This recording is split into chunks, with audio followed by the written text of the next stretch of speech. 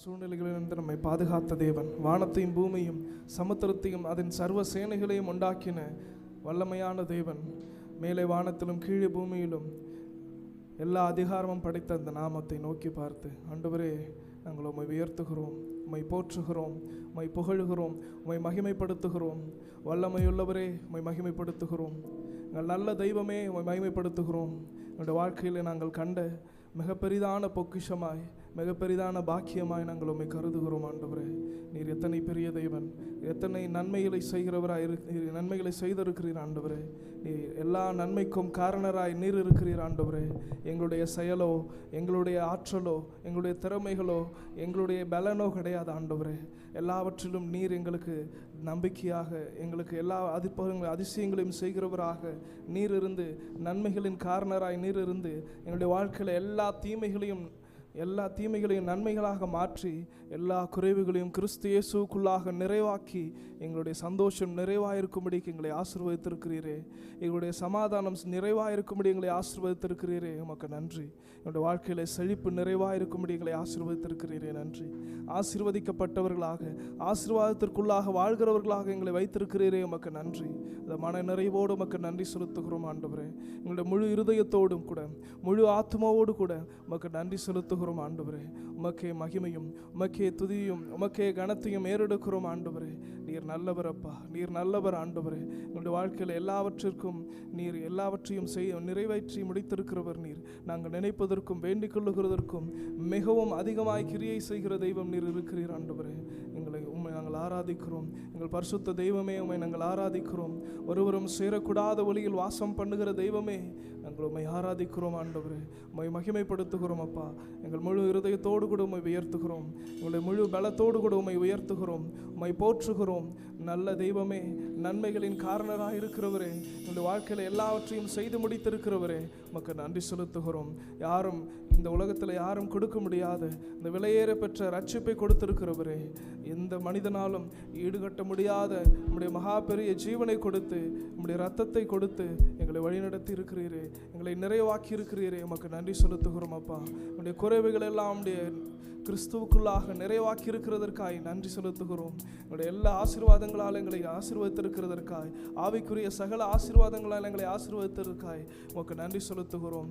எங்கள் கேடகமும், எங்கள் மகிமையும், எங்கள் பலனும், எங்கள் அரணுமா இருக்கிறவரே, உமக்கு நன்றி செலுத்துகிறோம். அப்பா, வாதையின் கூடாரத்தை அணுகாது, பொல்லாப்பு எனக்கு நேரிடாது என்று சொல்லி எங்களை ஆசீர்வதித்திருக்கிறவரே, உமக்கு நன்றி. இஸ்ரவேலை ஆசீர்வதிப்பதே எனக்கு பிரியம் என்று சொல்லி எங்களை ஆசீர்வதிக்கிற தெய்வமே, உமக்கு நன்றி செலுத்துகிறோம். அப்பா, மனதார உமக்கு நன்றி செலுத்துகிறோம். ஆண்டவரே, குஷ்டரோகிகளை சுகமாக்கினவர், உம்மை தேடி வந்த ஒவ்வொருவரையும் நீர் சுகமாக்கி, எல்லாருடைய நோய்களையும் பிணிகளையும் நீக்கி, எல்லா பிசாசுடைய கட்டுகளிலிருந்து விடுதலையாக்கி, எல்லாருக்கும் சுஸ்தமாக்கி எங்களை ஆசீர்வதித்திருக்கிற தெய்வம் நீர். நீர் வாழ்ந்திருந்த எல்லா நாட்களிலும் எல்லாவற்றையும் ஆசீர்வதித்து எங்கள் வழிநடத்தின தெய்வமே, இன்றைக்கும் நீர் வழிநடத்தி கொண்டிருக்கிற தெய்வமே, உமக்கு நன்றி செலுத்துகிறோம். உம்மை மனதார உம்மை வாழ்த்துகிறோம். ஆண்டவரே, மனதார உம்மை ஸ்தோத்தரிக்கிறோம். அப்பா, நீர் செய்த எல்லா நன்மைகளையும் நினைத்து நாங்கள் உமக்கு நன்றி செலுத்துகிறோம். ஆண்டவரே, நாங்கள் நின்று கொண்டிருக்கிறதற்கான கிருபையை கொடுத்திருக்கிறீரே, உமக்கு நன்றி செலுத்துகிறோம். இன்றைக்கு ஜீவனோடு வாழ்கிறதற்கான உம்முடைய மகாபரிதான கிருபையை கொடுத்திருக்கிறீரே, உமக்கு நன்றி செலுத்துகிறோம். எங்களை எல்லா காரியங்களிலும் எங்களை ஆசீர்வாதமாக வைத்திருக்கிறீரே, உமக்கு நன்றி செலுத்துகிறோம். மனதார உம்மை ஸ்தோத்தரித்து மகிமைப்படுத்தி உயர்த்தி வாழ்த்தி வணங்குகிறோம். ஆண்டவரே, நீர் ஒருவர் மாத்திரமே உயர்ந்திருப்பீராக. எல்லா துதிக்கும் கனத்திற்கும் மகிமைக்கும் பாத்திரமான எங்கள் தெய்வமே, நீரை உயர்ந்திருப்பீராக. எல்லா நாமத்திலும் மேலான நாமம் உடையவரே, எல்லா நாவுகளும் அறிக்கையிடும், எல்லா முழங்கால்களும் முடங்கும் என்றதான மகாபெரிதான நாமம் உடையவரே, அந்த வல்லமையான அதிசயமான அற்புதங்களை செய்யக்கூடிய அந்த நாமத்திற்காக நன்றி செலுத்துகிறோம். அந்த நாமம் இதுவரைக்கும் எங்களை நடத்தி இருக்கிறது, இனியும் நடத்த போதுமானவராக இருக்கிறீரே, உமக்கு நன்றி செலுத்துகிறோம். எங்கள் ஏகோவா ஈரே, ஏகோவா ஷாலோம், ஏகோவா ஷம்மா, எங்களுக்கு எல்லாமா இருக்கிறவரே, உமக்கு நன்றி செலுத்துகிறோம். உம்மை ஸ்தோத்தரிக்கிறோம், உம்மை மகிமைப்படுத்துகிறோம். நீர் ஒருவரை உயர்ந்திருப்பீராக. இந்த ஆராதனை முழுவதையும் ஆசீர்வதிப்பீராக. வருகிற ஒவ்வொருவரையும் ஆசீர்வதித்து தேவனுடைய கிருபையினால் மூடி மறைத்து பாதுகாத்து எல்லா ஆசீர்வாதங்களால் எங்களை நிரப்புவீராக. ஆண்டவரே, உம்முடைய நாமம் மகிமைப்படட்டும். எங்களை தாழ்த்தி உம்முடைய பாதத்தில் அர்ப்பணிக்கிறோம். நீரே மகிமைப்படுவீராக. இயேசுவின் நாமத்தில் ஜெபிக்கிறோம் ஜீவனுள்ள நல்ல பிதாவே, ஆமென்.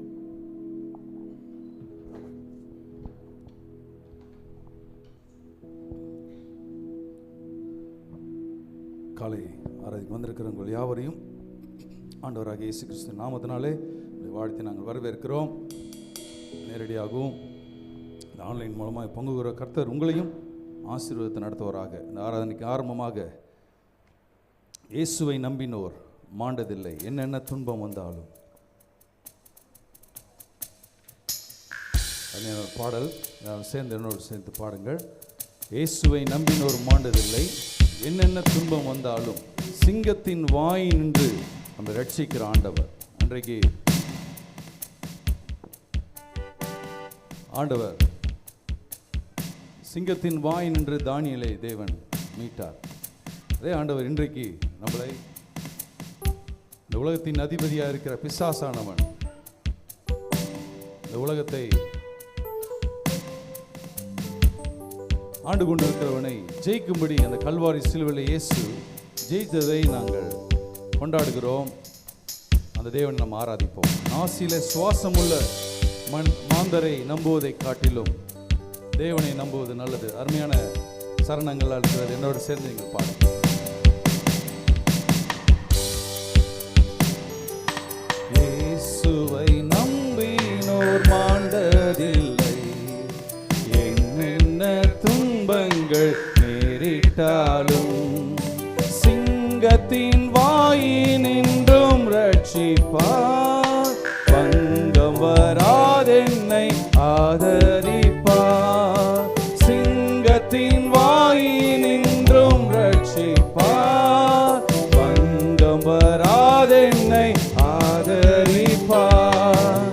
நெஞ்சமே நீ அஞ்சிடாதே, நம்பினோரை கிருபை சூழ்ந்திடுதே.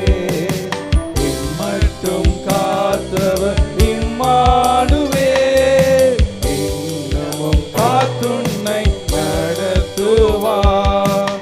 இம்மட்டும் காத்தவர் இம்மானுவேல், இன்னமும் காத்துன்னை நடத்துவார். நாசியில் சுவாசமுள்ள மாந்தரை நம்புவதல்ல தம் ஆலோசனை. கோர பயங்கர காற்றடித்தும் கண்மலை மேல் கட்டு வீடு நிற்கும். கோர பயங்கர காற்றடித்தும் கண்மலை மேல் நிற்கும். நெஞ்சமே நீ அஞ்சிடாதே, நம்பினோரை கிருபை சூழ்ந்திடுதே. இம்மட்டும் காத்தவர் இம்மானுவேல், இன்னமும் காத்துன்னை நடத்துவார். இம்மட்டும் காத்தவர் இம்மானுவேல், இன்னமும் காத்துன்னை நடத்துவார். விசுவாசத்தால் நீதிமான் பிழைப்பார், வறட்சி மிகுந்த காலத்திலும். பக்தன் வலது பாரிசத்திலே கர்த்தர் தாம் நிற்பதால் அசைந்திடான். பக்தன் வலது பாரிசத்திலே கர்த்தர் தாம் நிற்பதால் அசைந்திடான். நெஞ்சமே நீ அஞ்சிடாதே, நம்பினோரை கிருபை சூழ்ந்திடுதே.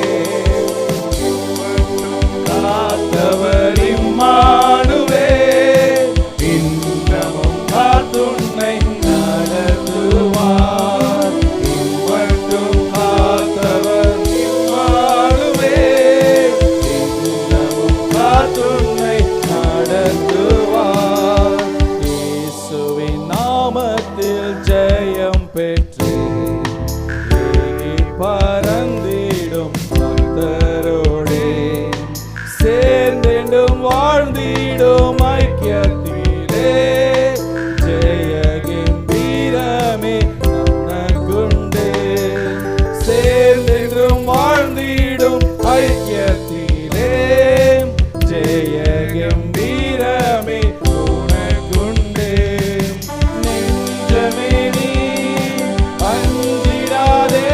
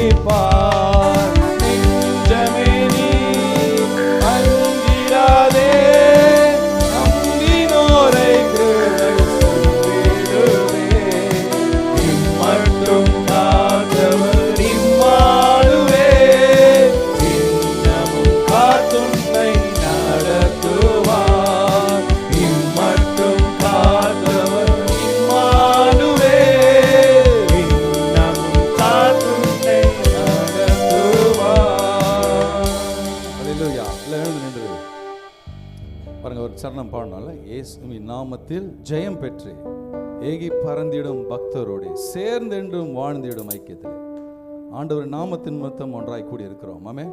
எங்கே 2 பேர் 3 பேர் என் நாமத்தினாலே கூடியிருக்கிறீர்களோ அங்கே வருவேன்னு சொல்ல அங்கே இருக்கிறேன்னு சொல்லியிருக்கிறார். ஆமே. நாம் கூடினதுக்கப்புறம் தான் ஆண்டவர் வருவார் என்பதல்ல, நம்மோடு இருக்கிற ஆண்டவர்.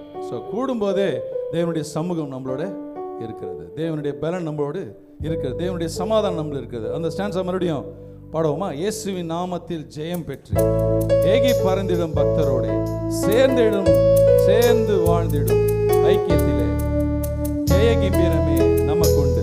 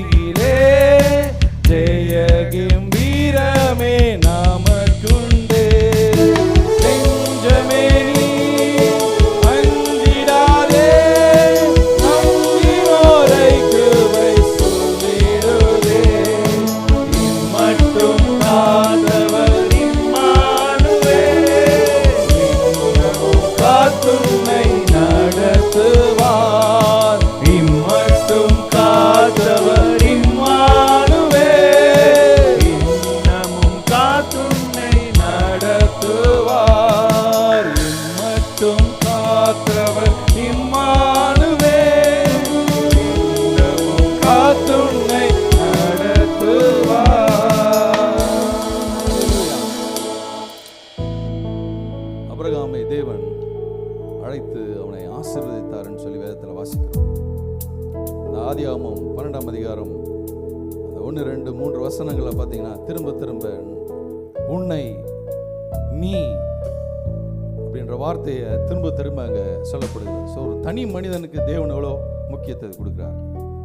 அந்த மீட்பும் அந்த இயேசு கிறிஸ்துவின் மூலமாக நமக்கு உண்டாயிருக்குது. அதனால தான் ஒவ்வொரு தனிப்பட்ட மனுஷனும் இயேசுவை சொந்த ரட்சகராக ஏற்றுக்கொள்ள வேண்டும். அவருக்காக நான் வாழ்வேன் என்று பண்ணும்போது ஆபிரகாமுக்கு சொல்லப்பட்ட எல்லா வாக்குத்தத்தங்களும் இயேசு கிறிஸ்துவின் மூலமாக உண்டாகிறது என்றுதான் நம்ம அறிந்து கொள்ள வேண்டிய ஒரு காரியம். வேதம் நம்மளை அது கற்றுக் கொடுக்கிறது. பாருங்க, ஆசீர்வாதத்த போது 7ஆம் வசனத்தில் வாசிக்கிறோம், கர்த்தர் ஆபிரகாமுக்கு தரிசனமாகி உன் சந்ததிக்கு இந்த தேசத்தை கொடுப்பேன் என்றார். அப்பொழுது அவன் தனக்கு தரிசனமான கர்த்தருக்கு அங்கே ஒரு பலிபீடத்தை கட்டினான். பின்பு அவன் அவ்விடம் விட்டு பெயர்ந்து பெத்தேலுக்கு கிழக்கே இருக்கும் மலைக்கு போய் பெத்தேல் தனக்கு மேற்காகவும் ஆயி கிழக்காகவும் இருக்க ஒரு கூடாரம் போட்டு அங்கே கர்த்தருக்கு ஒரு பலிபீடத்தை கட்டி கர்த்தருடைய நாமத்தை தொழுது கொண்டான். ஆண்டவரா பாருங்க, அவனை அழைத்த போது அவனுக்குள்ளாக ஒரு உணர்வு வருது. நிச்சயமா இந்த தேவன் தான் உண்மையான தேவன், ஜீவனுள்ள தேவன்.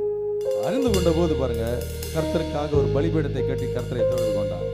இன்றைக்கு நாமும் அந்த தேவனை ஆராதிக்கும்படி அவருடைய சமூகத்தில் வந்திருக்கிறோம். அடுத்த பாடல் சொல்கிறது, தலை சாய்க்கும் கல் நீரையா, மூளைக்கல் நீரையா. இன்றைக்கு நமக்கு மூளைக்கல்லாக இருக்கிறவர், தலைக்கல்லாக இருக்கிறவர் யாரு? கிறிஸ்து. ஆமே. உற்சாகமாய் கரங்களை தட்டி இந்த பாடல் என்னோட சேர்ந்து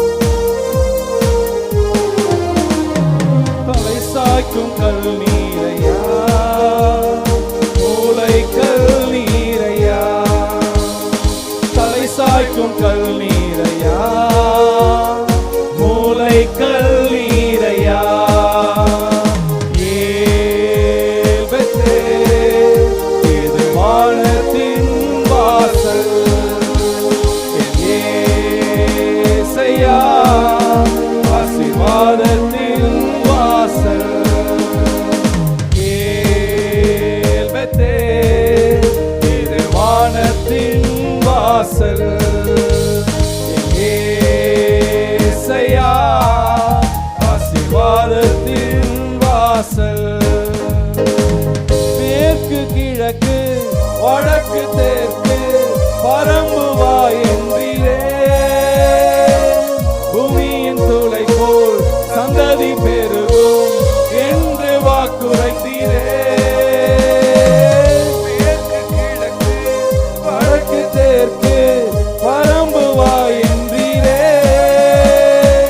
பூமியின் தூளை போல் சந்ததி பெருகும் என்று வாக்குரைத்தீரே.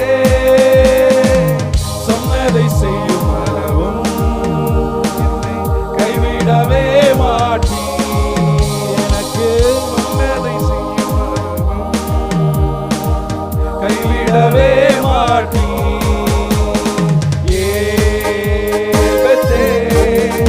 இது வானத்தின் வாசல்.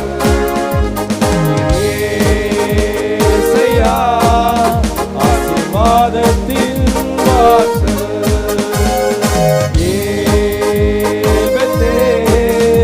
இது வானத்தின் வாசல். ஏசையா ஆசீர்வாதத்தின் வாசல். பூமியின் வம்சங்கள் உனக்குள் சந்ததிக்குள் ஆசீர்வதிக்கப்படும் என்று ஆசீர்வாத வாய்க்காலாக என்னை மாற்றினீரே. பூமியின் வம்சங்கள் உனக்குள் சந்ததிக்குள் ஆசீர்வதிக்கப்படும் என்று ஆசீர்வாத வாய்க்காலாக என்னை மாற்றினீரே. சொன்னதை செய்யும் அளவும் கைவிடவே மாட்டீர். எனக்கு சொன்னதை செய்யும் அளவும் கைவிடவே மாட்டீர்.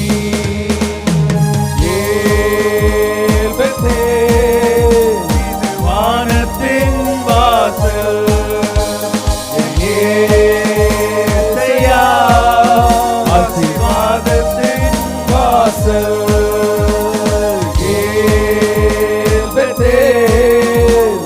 வானத்தின் வாசல். ஏசையா ஆசீர்வாதத்தின் வாசல். செல்லும் இடமெல்லாம் என்னோடு இருந்து என்னை கனப்படுத்துவீர். தகப்பன் தேசத்துக்கு திரும்பு வரையில் என்னை காப்பாற்றுவீர். செல்லும் இடமெல்லாம் என்னோடு இருந்து என்னை கனப்படுத்துவீர். தகப்பன் தேசத்துக்கு திரும்பு வரையில் என்னை காப்பாற்றுவீர். சொன்னதை செய்யும் அளவும் என்னை கைவிடவே மாட்டீர். எனக்கு சொன்னதை செய்யும் அளவும் என்னை கைவிடவே மாட்டீர். இது வானத்தின் வாசல். ஏசையா ஆசீர்வாதத்தின் வாசல்.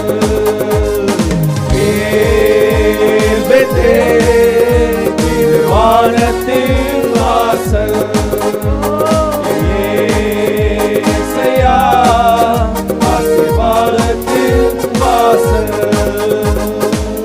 மேற்கு கிழக்கு வடக்கு தெற்கு பரம்புவாய் என்றீரே. பூமியின் தூளை போல் சந்ததி பெருகும் என்று வாக்குரைத்தீரே. மேற்கு கிழக்கு வடக்கு தெற்கு பரம்புவாய் என்றீரே. பூமியின் தூளை போல் சந்ததி பெருகும் என்று வாக்குரைத்தீரே. சொன்னதை செய்யும் அளவும் என்னை கைவிடவே மாட்டீர். எனக்கு சொன்னதை செய்யும் அளவும் என்னை கைவிட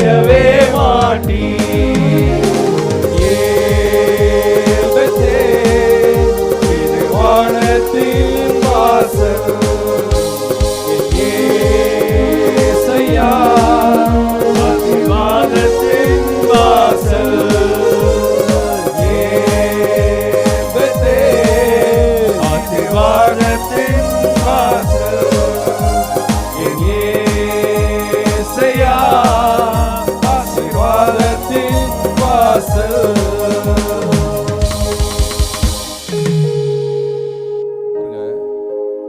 பூரணமாகும்படி இயேசு நமக்கு முன்பதாக கடந்து போகிறார். அவருடைய வார்த்தைக்கு கீழ்ப்படிந்து அவருடைய பாதையில் அவரை பின்பற்றுவோமேயானால் நம்ம ஒரு திசையில மாத்திரம் பெருக மாட்டோம், 4 தேசத்திலும் கர்த்தர் நம்மளை 4 திசையிலும் பெருக செய்கிறார். ஆமென். எல்லைகளை ஆண்டவர் விரிவாக்குகிற ஆண்டவர். யாபேஸ் அன்னைக்கு ஜெபித்த போது தேவன் அந்த ஜெபத்தை கேட்டு அவர் எல்லைகளை விரிவாக்கினார். அந்த ஆண்டவர் தான் நம்முடைய ஆண்டவர் பாருங்க. அப்ப நம்முடைய எண்ணங்கள், நம்முடைய சிந்தனைகள் எல்லாமே கர்த்தரை நோக்கி பார்க்குமே ஆனால், கர்த்தர் யார் என்றதை அறிகிற அறிவில் ஒவ்வொரு நாளும் வளருமே ஆனால், தேவன் நம்மளை ஒரு நாளும் மறவாத அவருடைய உள்ளங்கையில் நம்மளை தாங்கி ஏந்தி நம்மை தப்புவித்து நடத்துகிற ஆண்டவர். ஆமென். அதுதான் இந்த திரும்ப திரும்ப சரணத்தை நாம் பாடினோம். மேற்கு கிழக்கு வடக்கு தெற்கு பரம்புவா என்று இன்றீரே பூமியின் தூளை போல். பூமியில் தான் அந்த தூள்களாக பார்க்க முடியும் இல்லை? ஸோ ஒரு பிடி மண் எடுத்தாலுமே என்னவே முடியாது. ஸோ அன்றைக்கு ஆண்டவர் கொடுத்த அந்த வாக்குத்தத்தம் இன்றைக்கு நீங்களும் நானும் இந்த உலகம் முழுவதுமே கிறிஸ்துவை அறிவிக்கக்கூடிய ஒரு சந்ததியாய் கர்த்தர் வைத்திருக்கிறார். ஆமென். இதோட நம்மள மாத்திரம் போதாது, நாம் இன்னும் அநேகர்களுக்கு நம்ம என்ன பண்ணணும்? சுவிசேஷத்தை அறிவிக்கணும். தேவனுடைய அன்பை குறித்து எடுத்து சொல்ல வேண்டும். அதனால தான் அதுக்கு உங்களை என்னையும் தேவன் ஜீவனுள்ள சாட்சிகளாய் வைத்திருக்கிறார். ஸோ அதை நாம் அறிந்து கொண்டோமே ஆனால் நான் ஒவ்வொரு நொடி பொழுதும் சுவிசேஷம் என்ற அந்த பாரம் எனக்குள்ளாக இருக்கும். அதான் அடுத்த பாடல். நம்ம கர்த்தரை ஆராதிக்கும்படி அப்படி சமூகத்தில் நாம் இந்த வரிகளை நாம் பாடப்போகிறோம். சுவிசேஷ பாரம் ஒன்றே என் சுமையாக மாறும். அந்த ஒரு பாரம் மாத்திரமே, அதுதான் பாரம். வேதம் கற்றுக் கொடுக்கிற பாரம் அது ஒண்ணுதான். மற்றது எல்லாமே என்னது? தேவையில்லாத பாரம். எனக்கு எவ்வளவு பாரமா இருக்கு தெரியுமா? வாழ்க்கை நினைச்சா எவ்வளவு கஷ்டமா இருக்குன்னு தெரியுமா? நம்ம என்ன பண்ணிட்டு இருக்கோம்? நம்முடைய பாரத்தை நம்ம பேசிக் கொண்டிருக்கிறோம். அது மாற்ற வேண்டிய ஒரு உண்மையான ஒரு காரியம். கடவுள் சொல்றாரு, அதை நான் பார்த்துக்கிறேன். உன்னுடைய பாரத்தை என்கிட்ட கொடுத்துரு. என்னுடைய பாரம் என்ன? இந்த உலகம் முழுவதும் சுவிசேஷத்தை அறிவிக்க வேண்டும். ஒரு ஆராதனையோடு, ஒரு அர்ப்பணியோடு, நம்ம அர்ப்பணிப்போடு அந்த தேவனை நம்ம மகிமைப்படுத்தி பாடுவோமா?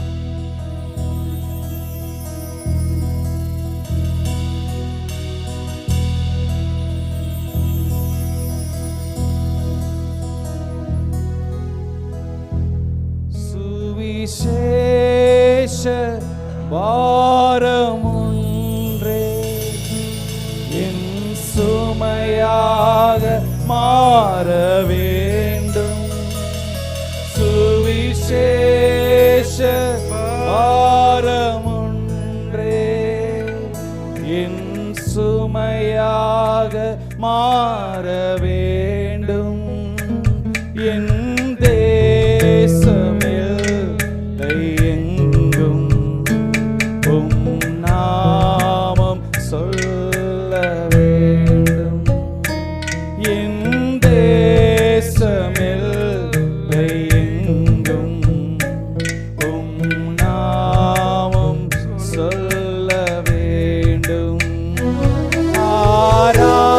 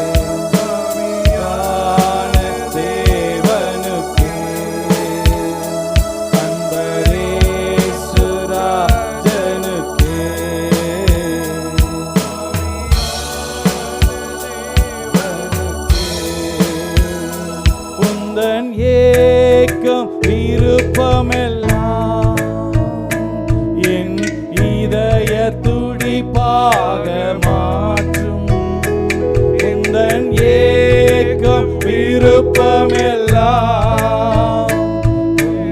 இதய துடிப்பாக மாற்றும் என் ஜீவனாட்களெல்லாம் ஜெப வீரன் என்று எழுதும் என் ஜீவனாட்களெல்லாம் ஜெப வீரன் என்று எழுதும் ஆராதனை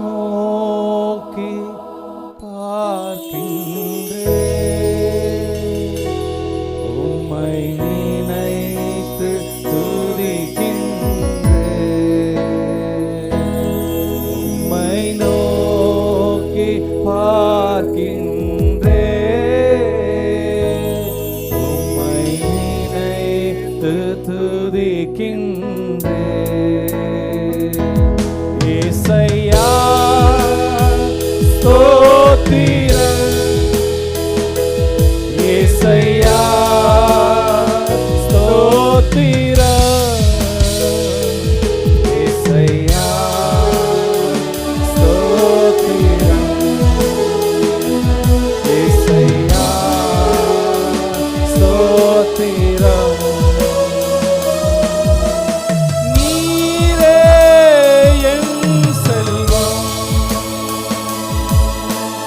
ஒப்பற்ற என் செல்வம் நீரே என் செல்வம் ஒப்பற்ற என் செல்வம் உம்மில் மகிழ்கின்றேன் நான் என்னை மறக்கின்றேன்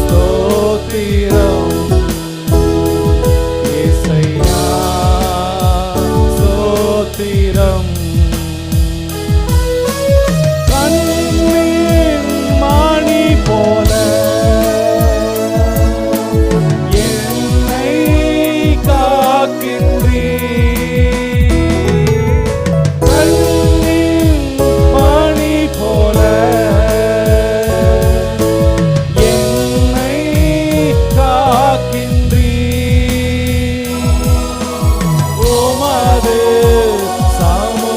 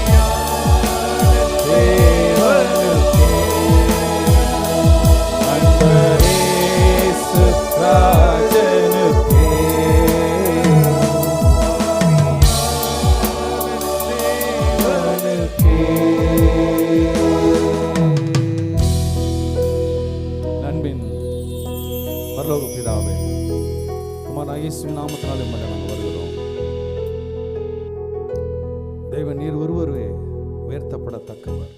நீர் ஒருவரே துதிக்கு பாத்திரர், சர்வ வியாபி, எங்கும் வியாபித்திருக்கிற ஆண்டவர். இன்றைக்கு உம்முடைய சமூகம் எங்களோடு இருப்பதனால நாங்கள் நன்றி செலுத்துகிறோம் ஆண்டவரே. எங்களை ஒவ்வொரு நாளும் கண்மணி போல எங்களை பாதுகாக்கிற ஆண்டவர்.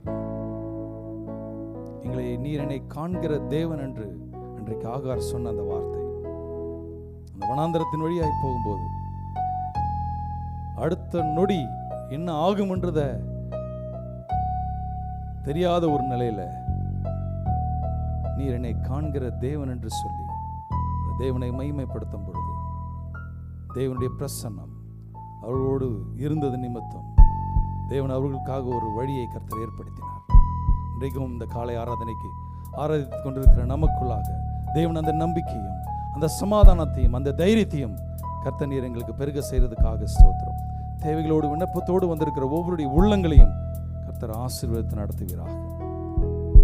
விசேஷமாக இந்த வாரங்களில் பிறந்த நாள் திருமண நாள் கொண்டாடுகிற குடும்பங்களையும் கர்த்தர் ஒப்புக் கொடுக்கிறோம். இந்த மட்டும் வழிநடத்தின அந்த தேவன் இனிமேல் அந்த குடும்பங்களை வழிநடத்த கர்த்தர் நீர் சித்தமுள்ளவராக இருக்கிறேன். நாங்கள் நன்றி செலுத்துகிறோம். தொடர்ந்தைகளை வழிநடத்தும் ஆசீர்வதியும். இந்த ஆன்லைன் மூலமாய் பங்கு கொண்ட அவருடைய தேவைகளையும் கர்த்தர் நீர் சந்திப்பீராக. எல்லா துதியும் கனம் உமக்கே ஏறெடுக்கிறோம். நீர் மாத்திரமே மகிமைப்படுவீராக. உமக்கே துதியும் கனம் ஏறெடுக்கிறோம். நாம் ஏற்பட்ட இயேசு கிறிஸ்து நாமத்தினாலே ஜெபிக்கிறோம் எங்கள் ஜீவனுள்ள எங்கள் பரலோக தகப்பனே. ஆமென், ஆமென். அல்லேலூயா. உட்காருவோம்.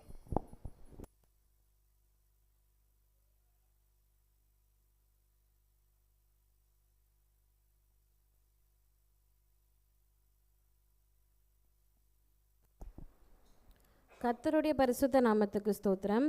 மனிதர்களை தேடிய மாமனிதர்கள் என்ற தலைப்பில் இந்த வாரம் நாம் பார்க்க போகும் மிஷனரி ஊழியரின் பெயர் வில்லியம் கேரி. ஒரு செருப்பு தைக்கும் தொழிலாளியால் உலகத்தை மாற்ற முடியும் என்று நம்புகிறீர்களா? நம்பித்தான் ஆக வேண்டும். 1761 இங்கிலாந்து நாட்டில் பிறந்து பின்பு செருப்பு தைக்கும் தொழிலாளியாக பணியாற்றினார் வில்லியம் கேரி. கடவுளால் தேர்ந்தெடுக்கப்பட்ட இவர் தன் மிஷனரி ஊழியத்திற்காக 1793 கொல்கத்தாவில் காலடி எடுத்து வைத்தார். இவர் திரும்பி தன் நாட்டிற்கு சென்றதே இல்லை. 40 ஆண்டுகள் ஆண்டவரின் பணியை செய்தார். பிரச்சனைகள் இவரை பின்னி பிணைத்தது. தன் மனைவியையும் குழந்தையையும் உடல் நலம் பாதிக்கப்பட்டு உயிரிழந்தனர். சோதனைகளை சாதனைகளாக மாற்ற ஆரம்பித்தார் வில்லியம் கேரி. பல மொழிகளில் வேதாகமத்தை மொழிபெயர்த்தார். முழு வேதாகமத்தையும் 20 மொழிகளில், புதிய ஏற்பாடை மட்டும் 40 மொழிகளிலும் இவர் மொழிபெயர்த்தார். ஆசியாவில் செய்தித்தாள், நீராவியால் இயங்கும் இன்ஜின், சேமிப்பு வங்கி, தாவரவியல் சங்கம் ஆகியவற்றை முதலாக கொண்டு வந்தவர் இவர். பள்ளிக்கூடங்களையும் ஆதரவற்றோர் இல்லங்களையும் இவர் நிறுவினார்.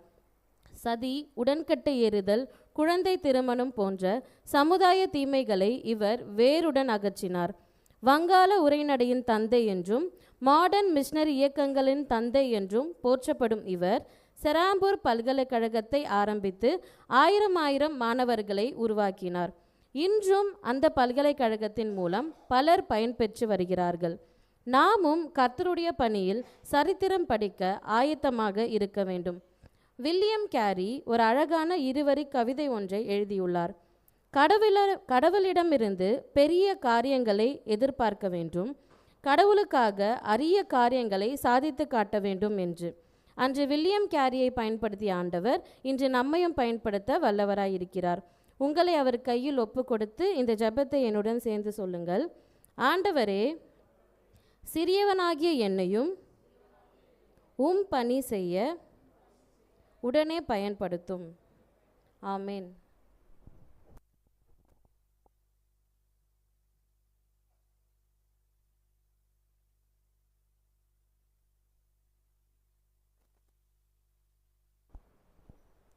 நம் கர்த்தருக்கென்று காணிக்கை தசமபாகம் கொடுக்கின்ற நேரம். நாம் அனைவரும் சேர்ந்து ஜெபத்தை ஏறெடுக்கலாம். நம் கரங்களில் காணிக்கை தசமபாகம் ஏந்தி கொள்ளலாம். தேவனே, எல்லாம் நன்மைக்கும் என் வாழ்க்கையிலே ஊற்றுக்காரனராக இருக்கிறீர். ஐஸ்வர்யத்தை சம்பாதிக்க பலன் கொடுக்கிறவர் நீரே. ஆகவே உம்முடைய கட்டளைக்கு கீழ்ப்படிந்து என்னுடைய காணிக்கைகளையும் தசம பாகங்களையும் உம்மண்டை கொண்டு வருகிறேன்.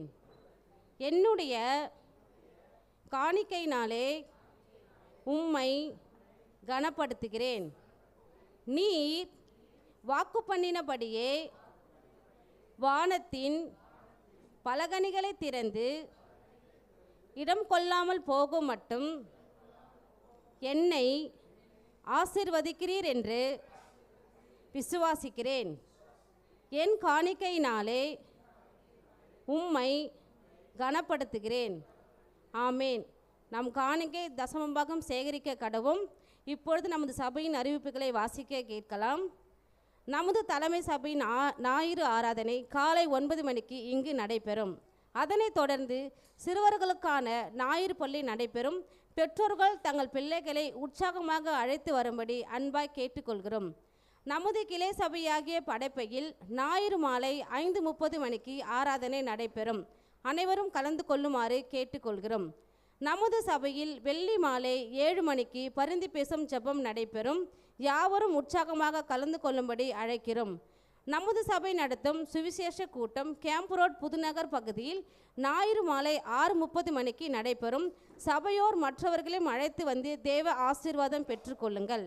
திங்கள் முதல் வெள்ளி வரை காலை 10 மணி முதல் மதியம் 1 மணி வரை உங்களுக்கான ஜெபம் மற்றும் ஆலோசனைகளுக்காக நமது சபையில் போதகர்கள் காத்திருப்பார்கள். நீங்கள் பயன்படுத்தி கொள்ளலாம். கர்த்தர் உங்களை ஆசீர்வதிப்பாராக. ஆமேன்.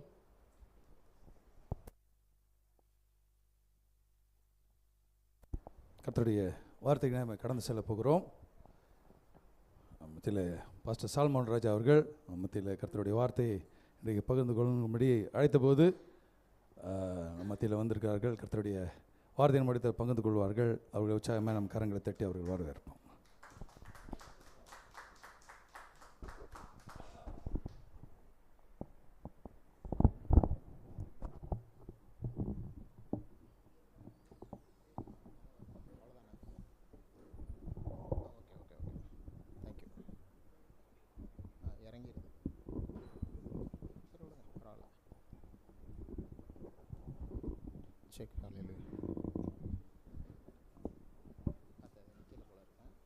சரி, ஓகே, பரவாயில்ல.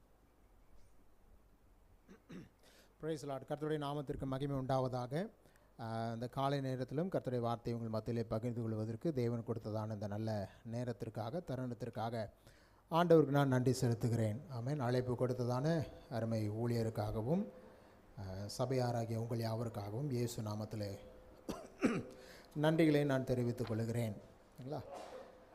ஒரு வேத பகுதியை நான் வாசித்து இன்றைக்கு நாம் தியானம் பண்ண போகிறோம். அப்போஸ்தலனாகிய பவுல் கொரிந்தியருக்கு எழுதினதான நிருபம் 11வது அதிகாரம் 1வது வசனத்தை நான் உங்களுக்காக வாசிக்கிறேன். அப்போஸ்தலனாகிய பவுல் கொரிந்திய சபைக்கு எழுதினதான முதலாவது நிருபம் 11ஆம் அதிகாரம் 1வது வசனம். நான் கிறிஸ்துவை பின்பற்றுகிறது போல நீங்கள் என்னை பின்பற்றுபவர்களாய் இருங்கள் என்று சொல்லி பவுல் இந்த நிருபத்திலே ஒரு கருத்தை இங்கே சொல்லுகிறார். கொரிந்து சபை இது நிறைய கலாச்சாரங்கள் உள்ளடக்கியதான ஒரு சபையாக அது காணப்பட்டது. பலவிதமான கலாச்சாரங்கள், பின்னணியம், பலவிதமான மொழி பேசுகிறவர்கள் இருந்ததான ஒரு சபை. இந்த கொரிந்து சபையில் நிறைய பிரச்சனைகள் இருந்துச்சு. சரிங்களா? அந்த பிரச்சனை எல்லா சபைகளுக்குள்ளேயும் பிரச்சனைகள் இருக்கிறதை போல் இந்த கொரிந்து சபையிலும் நிறைய பிரச்சனைகள் அந்த நாட்களில் இருந்துச்சு. இந்த பிரச்சனைகளுக்கெல்லாம் பதில் தரக்கூடிய விதத்தில் பவுல் என்ன செய்கிறார்? இந்த நிருபத்தை அவர் எழுதுகிறார். ஆக்சுவலாக கொரிந்தியருக்கு மொத்தம் 4 நிருபங்கள் எழுதியிருக்கார் பவுல். அதில் நமக்கு 3வது நிருபமும் 4வது நிருபமும் நமக்கு என்ன செய்யலை, கிடைக்கல. சரிங்களா? மற்ற நிருபங்கள் தான் இருக்குது. பட் இருந்தாலும் இந்த 1 கொரிந்தியரில் வாசித்தோம் அப்படின்னாக்க சபைக்குள்ளே நிறைய பிரச்சனைகள், பலவிதமான உபதேச கோளாறுகள், சரியான புரிதல் இல்லாத சூழ்நிலைகள் நிறையா இருந்தது. இவைகளுக்கெல்லாம் பதில் தரக்கூடிய விதத்தில் பவுல் இந்த நிருபத்தை எழுதுகிறார். இப்போ நம்ம வாசித்த இந்த வசனமும் இங்கே ஒரு ஒரு உபதேச கோளாறு அல்லது உபதேசத்தில் இருக்கக்கூடியதான ஒரு தவறான புரிதலை சரி செய்வதற்காக பவுல் இந்த நிருபத்தில் இந்த வசனத்தை குறிப்பிட்டு எழுதுகிறார். என்ன சொல்கிறாரு? நான் கிறிஸ்துவை பின்பற்றுகிறது போல நீங்கள் என்னை பின்பற்றுங்கள். அப்படின்னா நீங்கள் எல்லாரும் என்னை பார்த்து ஃபாலோ பண்ணுங்கன்னு சொல்லலை பவுல். நான் கிறிஸ்துவை எப்படி பின்பற்றுகிறேனோ அதுபோல நான் பின்பற்றுவதைப் போல நீங்கள் கிறிஸ்துவை பின்பற்றுங்கள், என்ன ஃபாலோ பண்ணாதீங்க அப்படின்றதான் பவுலுடைய போதனையாக இருக்கிறது. ஆங்கில வேதாகமத்திலும் இன்னும் சில மொழியாக்கங்களிலும் படித்தோம்னாக்க இது சரியான ஒரு அர்த்தம் நமக்கு புரியும். என்ன பின்பற்றாதீங்க, நான் என்னெல்லாம் செஞ்சு கிறிஸ்துவை பின்பற்றுகிறேனோ அவைகளை நீங்கள் செய்து கிறிஸ்துவை பின்பற்றுங்கள். இதுதான் அவருடைய போதனையாக இருக்கிறது. சரி, இது 11ஆம் அதிகாரத்தினுடைய முதல் வசனமாக இங்கு குறிப்பிடப்பட்டிருக்கிறது. ஆனால் இதனுடைய கருத்து எங்கிருந்து ஆரம்பிக்கிறது அப்படின்னாக்க 8ஆம் அதிகாரத்திலிருந்து பவுல் இந்த பிரச்சனைகளை பற்றி விவாதித்து கொண்டிருக்கிறார். இது 11ஆம் அதிகாரத்தினுடைய 1ஆம் வசனம்னு நமக்கு பார்க்குறோம். ஆனால் இது 10ஆம் அதிகாரத்தினுடைய கடைசி வசனமாக இருந்திருக்க வேண்டும். சரிங்களா? ஏன்னா வேதாகமத்தை மொழிபெயர்த்தவர்கள் அவர்கள் இப்படிப்பட்ட விஷயங்கள் எல்லாம் என்ன செஞ்சிட்டாங்க இல்லையா? வேதாகம எழுத்தாளர்களில் யாருமே அதிகாரங்களையும் வசனங்களையும் குறிப்பிட்டு அவர்கள் எழுதவில்லை. பவுல் எழுதும் பொழுதோ, பேதுரு எழுதும் பொழுதோ, மோசே எழுதும் பொழுதோ, அல்லது ஏசாயா, எசேக்கியேல் போன்றவர்கள் எழுதும் பொழுதோ 1ஆம் அதிகாரம் 30வது வசனம் அப்படின்லாம் அவங்க எழுதலை. அவங்க ஒரு பெரிய ஒரு பத்தியாக எழுதியிருக்கிறாங்க பாருங்கள். ஒரு பெரிய ஆரம்பத்துலேருந்து என்ன செய்கிறாங்க, இப்போ நம்ம லெட்டர் எழுதுறோம் இல்லையா, அன்புள்ள ஆரம்பித்து என்ன செய்கிறோம், ஃபுல்லாக எழுதி இப்படிக்கு அப்படின்னு முடிக்கிற மாதிரி தான் அவங்க அன்றைக்கி எழுதியிருக்கிறாங்க. ஆனால் 1200 ஆண்டுகளுக்கு பிறகு, இன்னும் சொல்ல போனாக்க ஒரு 800 வருஷத்துக்கு முன்னதாக ஒரு ரோம சபையை சார்ந்ததான ஒரு போப் அவர் தான் என்ன பண்ணிட்டாரு, இதெல்லாம் படிக்கிறதுக்கெலாம் ரொம்ப கஷ்டமாக இருக்குன்றதுனால அதிகார பிரிவுகள், வசன பிரிவுகள்லாம் அவர் தான் மாற்றி வச்சுட்டார். எழுத்தாளர்கள் யாரும் என்ன செய்யலை, அதை எழுதலை. அப்போ இது 10ஆம் அதிகாரத்தினுடைய கடைசி வசனத்தோடு என்ன செய்ய வேண்டும், சேர்த்து படிக்க வேண்டும். இதனுடைய கருத்து அங்கிருந்து தான் என்ன செய்கிறது, ஆரம்பிக்கிறது. இந்த டெக்னிக்கலி சொல்லணும் அப்படின்னாக்க இது ஒரு பெரிகோப்பை. சரிங்களா? பெரிகோப்பை அப்படின்னாக்க ஒரு கருத்துக்கள் அடங்கியதான ஒரு பத்தி இல்லையா? ஒரு 30-40 வருஷத்துக்கு முன்னாடி ஸ்கூல் படித்தவங்க, அவங்களுக்கு அதாவது அந்த காலத்தில் 10th +2 அந்த பீரியடில் படித்தவங்க, 30 வருஷத்துக்கு முன்னாடி 40 வருஷத்துக்கு முன்னாடி படித்தவங்களுக்கெல்லாம் தெரியும் இல்லையா? பாட புத்தகத்தினுடைய அந்த உரைநடைக்கு பின்பாக கேள்விகள் கேட்டிருப்பாங்க. ஏதாவது அந்த பாடம் சம்மந்தமான 10 கேள்வி இருக்கும். இந்த கேள்விக்கு பதில் பாடத்துக்குள்ளே இருக்கும். 1வது கேள்விக்கு என்ன பண்ணணும், நம்ம கண்டுபிடிச்சி ப்ராக்கெட் போட்டு 1ன்னு போட்டு வச்சுக்குவோம். நாங்களாம் அப்படி தான் படித்தேன் இல்லையா? 1ன்னு போட்டு வச்சுக்குவோம். அப்போ என்னன்னாக்கா இந்த கேள்விக்கு பதில் இங்கே இருக்குது, ப்ராக்கெட் போட்டு 1 இதுலேருந்து ஆரம்பித்து இது வரைக்கும் முடியுதுன்னு போட்டு வச்சுக்குவோம். 2 அப்படின்னாக்கா அதுக்கு கேள்வியை படிக்கிறது, எங்கே தான் இதை பற்றி சொல்லியிருக்கிறானுங்களோ தெரியலையே அப்படின்னு தேடி கண்டுபிடிச்சி என்ன பண்ணுறது, ஒரு ப்ராக்கெட் போட்டு இங்கேருந்து என்ன சொல்கிறது 2 போட்டு வச்சிடும். அப்படி தான் பைபிளை நம்ம படிக்கணும் இல்லையா? எங்கேருந்து ஒரு கருத்து ஆரம்பிக்குது, எங்கே ஆரம்பித்து எது வரைக்கும் முடியுது அப்படின்றத என்ன செய்யணும், கண்டுபிடிச்சு படிக்க பழகிக்கொள்ள வேண்டும்.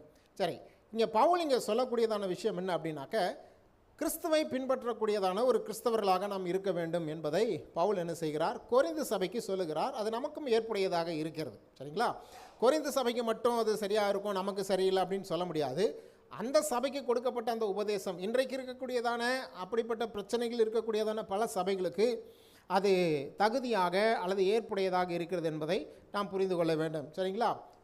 நிறைய பேர் இதை தப்பாக புரிஞ்சுக்கிறாங்க. என்ன அப்படின்னாக்க, பவுலை பின்பற்றுவதை போல் நாம் என்ன செய்யணும், பாஸ்டரை பின்பற்றணும் அப்படின்னு. பாஸ்டர் எப்படி ட்ரெஸ் பண்ணுறாரு, பாஸ்டர் எப்படி கண்ணாடி போடுறாரு, பாஸ்டர் எப்படி டை கட்டுறாரு, பாஸ்டர் எப்படி நடக்கிறாரு, பாஸ்டர் எப்படி அல்லேலூயா சொல்கிறாரு, அதே மாதிரி ஸ்டைலில் பண்ணிக்கிறது இல்லையா? ஏன் அப்படின்னாக்க அவங்களுக்கு இப்படி பிடிச்சிருச்சு, நம்ம வந்து எப்படி பண்ணணும், பாஸ்டர் பண்ணுற மாதிரியே பண்ணணும் அப்படின்னு. இன்னும் சிலர் என்ன பண்ணுவாங்க அப்படின்னாக்கா, வேதாகமத்தில் இருக்கக்கூடியதான சிலரெல்லாம் பார்த்துக்கிட்டு, எனக்கு பைபிள்லேயே பிடிச்சவர் யார் அப்படின்னாக்க எனக்கு இவர் தான், பைபிள்லேயே பிடிச்சவர் எனக்கு இவர் தான் அப்படின்னு சொல்லுவோம். அப்படின்லாம் கிடையாது இல்லைங்களா? வேதாகம மனிதர்களை நாம் எப்படி புரிந்து கொள்ள வேண்டும் என்றால், இவர்கள் கடவுளுடைய வார்த்தைக்கு கீழ்ப்படிந்து நடந்தார்களா, நடக்கவில்லையா?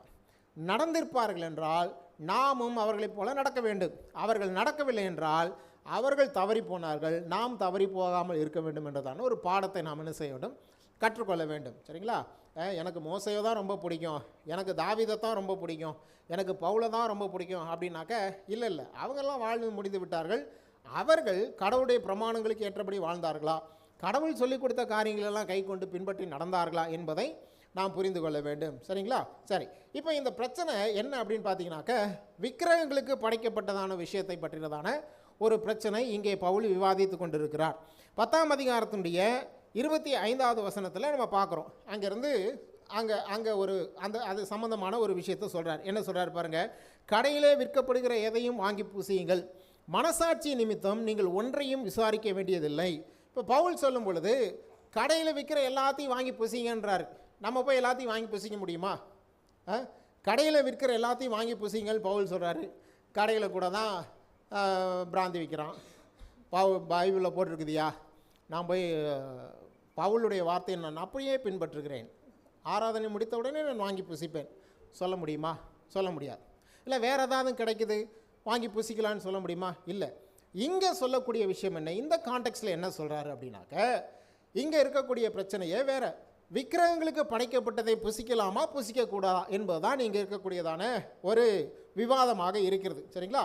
இது கிரேக்க பட்டணத்தில் இருந்ததான, கிரேக்க தேசத்தில் இருந்ததான ஒரு பட்டணம் இந்த கொரிந்தி சபை. அந்த கிரேக்க தேசத்தில் இருந்த கொரிந்தி சபையில் கிரேக்க சமுதாயத்தை சார்ந்தவர்கள், கிரேக்க தேசத்தை சார்ந்தவர்கள் எல்லாம் என்ன செய்கிறாங்க, இந்த சபைக்குள்ளே இருக்கிறாங்க. இவங்க மட்டும் இல்லாமல் யூதர்களும் இருக்கிறார்கள். சரிங்களா? இப்போ யூதர்கள் கிரேக்கர்கள் என்ன சொல்ல போனால் யூதர்கள் புறஜாதிகள் என்றதான ரெண்டு வித்தியாசமான அமைப்பு என்ன செய்கிறது இங்கே இருக்கிறது. இப்போ இங்கே இருக்கும் பொழுது இந்த கிரேக்கர்களுடைய வழிபாட்டு முறை என்னவோ அது யூதர்களுடைய வழிபாட்டு முறையிலிருந்து ரொம்ப வித்தியாசமானதாக இருக்குது. இப்போ யூதர்கள் என்ன செய்கிறாங்க அப்படின்னு பார்த்தீங்கன்னாக்க, யூதர்களுடைய வழிபாட்டு முறையில் பலி செலுத்துறதெல்லாம் இருக்குது இல்லையா? கடவுள் அந்த காரியங்களை அனுமதித்திருந்தார், அவர்கள் செய்தார்கள். இப்போ பலி செலுத்தக்கூடியதான விஷயம் என்ன செய்கிறது யூத கலாச்சாரத்திலும் இருக்கிறது. இதில் இருக்கக்கூடிய வித்தியாசம் என்ன அப்படின்னாக்க, யூதர்கள் என்ன செய்கிறாங்க, இந்த பலியை செலுத்திவிட்டு இதை பலியை செலுத்தின அந்த பலியினுடைய இறைச்சியை ஆசாரியர்களும் லேவியர்களும் புசிக்கிறார்கள். சரிங்களா? ஆனால் கிரேக்கர்களுடைய வழிபாட்டு முறையில் என்ன அப்படின்னாக்க, பலி செலுத்திய பின்பு இந்த இறைச்சியை கொண்டு போய் என்ன செஞ்சிடறாங்கனாக்க கடையில் கொடுத்துட்றாங்க இல்லையா? அவங்களுக்கு என்ன செய்கிறதில்ல, சாப்பிட்றதுல விருப்பம் இல்லை. இவங்க என்ன பண்ணிடுறாங்க, கொண்டு போய் கடையில் கொடுத்துட்றாங்க. ஓகேவா? புரியுதா உங்களுக்கு? கடைக்காரருக்கும் பூசாரிக்கும் ஒரு டீலிங் இருக்குது. நான் கொண்டு வந்து இதை கொடுப்பேன், நீ எனக்கு காசு கொடுத்துடணும். ஓகேவா? இதுதான் அவங்களுடைய முறை. இப்போ அவங்க இதை என்ன செய்கிறதில்ல, சாப்பிட்றதில்ல. ஆனால் ஒரு சிலர் என்ன பண்ணுறாங்க அப்படின்னாக்க, இந்த பலி செலுத்தப்பட்ட அந்த மிருகம் கடைக்கு வரும் பொழுது அதை என்ன செய்கிறாங்க, அதை அவங்க அங்கேருந்து வாங்கிட்டு வந்து என்ன செய்கிறாங்க, வீட்டில் சமைச்சு சாப்பிட்றாங்க. இதை பார்க்கக்கூடியதான யூதர்கள் என்ன சொல்கிறாங்க, இவர்களெல்லாம் விக்கிரகங்களுக்கு படைக்கப்பட்டதை புசிக்கிறார்கள் அப்படின்னு சொல்லி ஒரு பிரச்சனையை ஏற்படுத்துகிறாங்க. ஆனால் பவுல் என்ன சொல்கிறாரு, இல்லை இல்லை, கடையில் வாங்கிட்டு வந்து சாப்பிட்றதுனால அது விக்கிரகங்களுக்கு படைக்கப்பட்டதுன்னு சொல்ல முடியாது, கடையில் வாங்கி அவங்க சாப்பிட்றாங்க அதை வந்து பாவம்னு சொல்ல முடியாது அப்படின்ற ஒரு விவாதத்தை என்ன செய்கிறாரு பவுல் சொல்கிறார். இந்த யூதர்கள் இவர்கள் மேல் குற்றம் சாட்டுகிறார்கள்.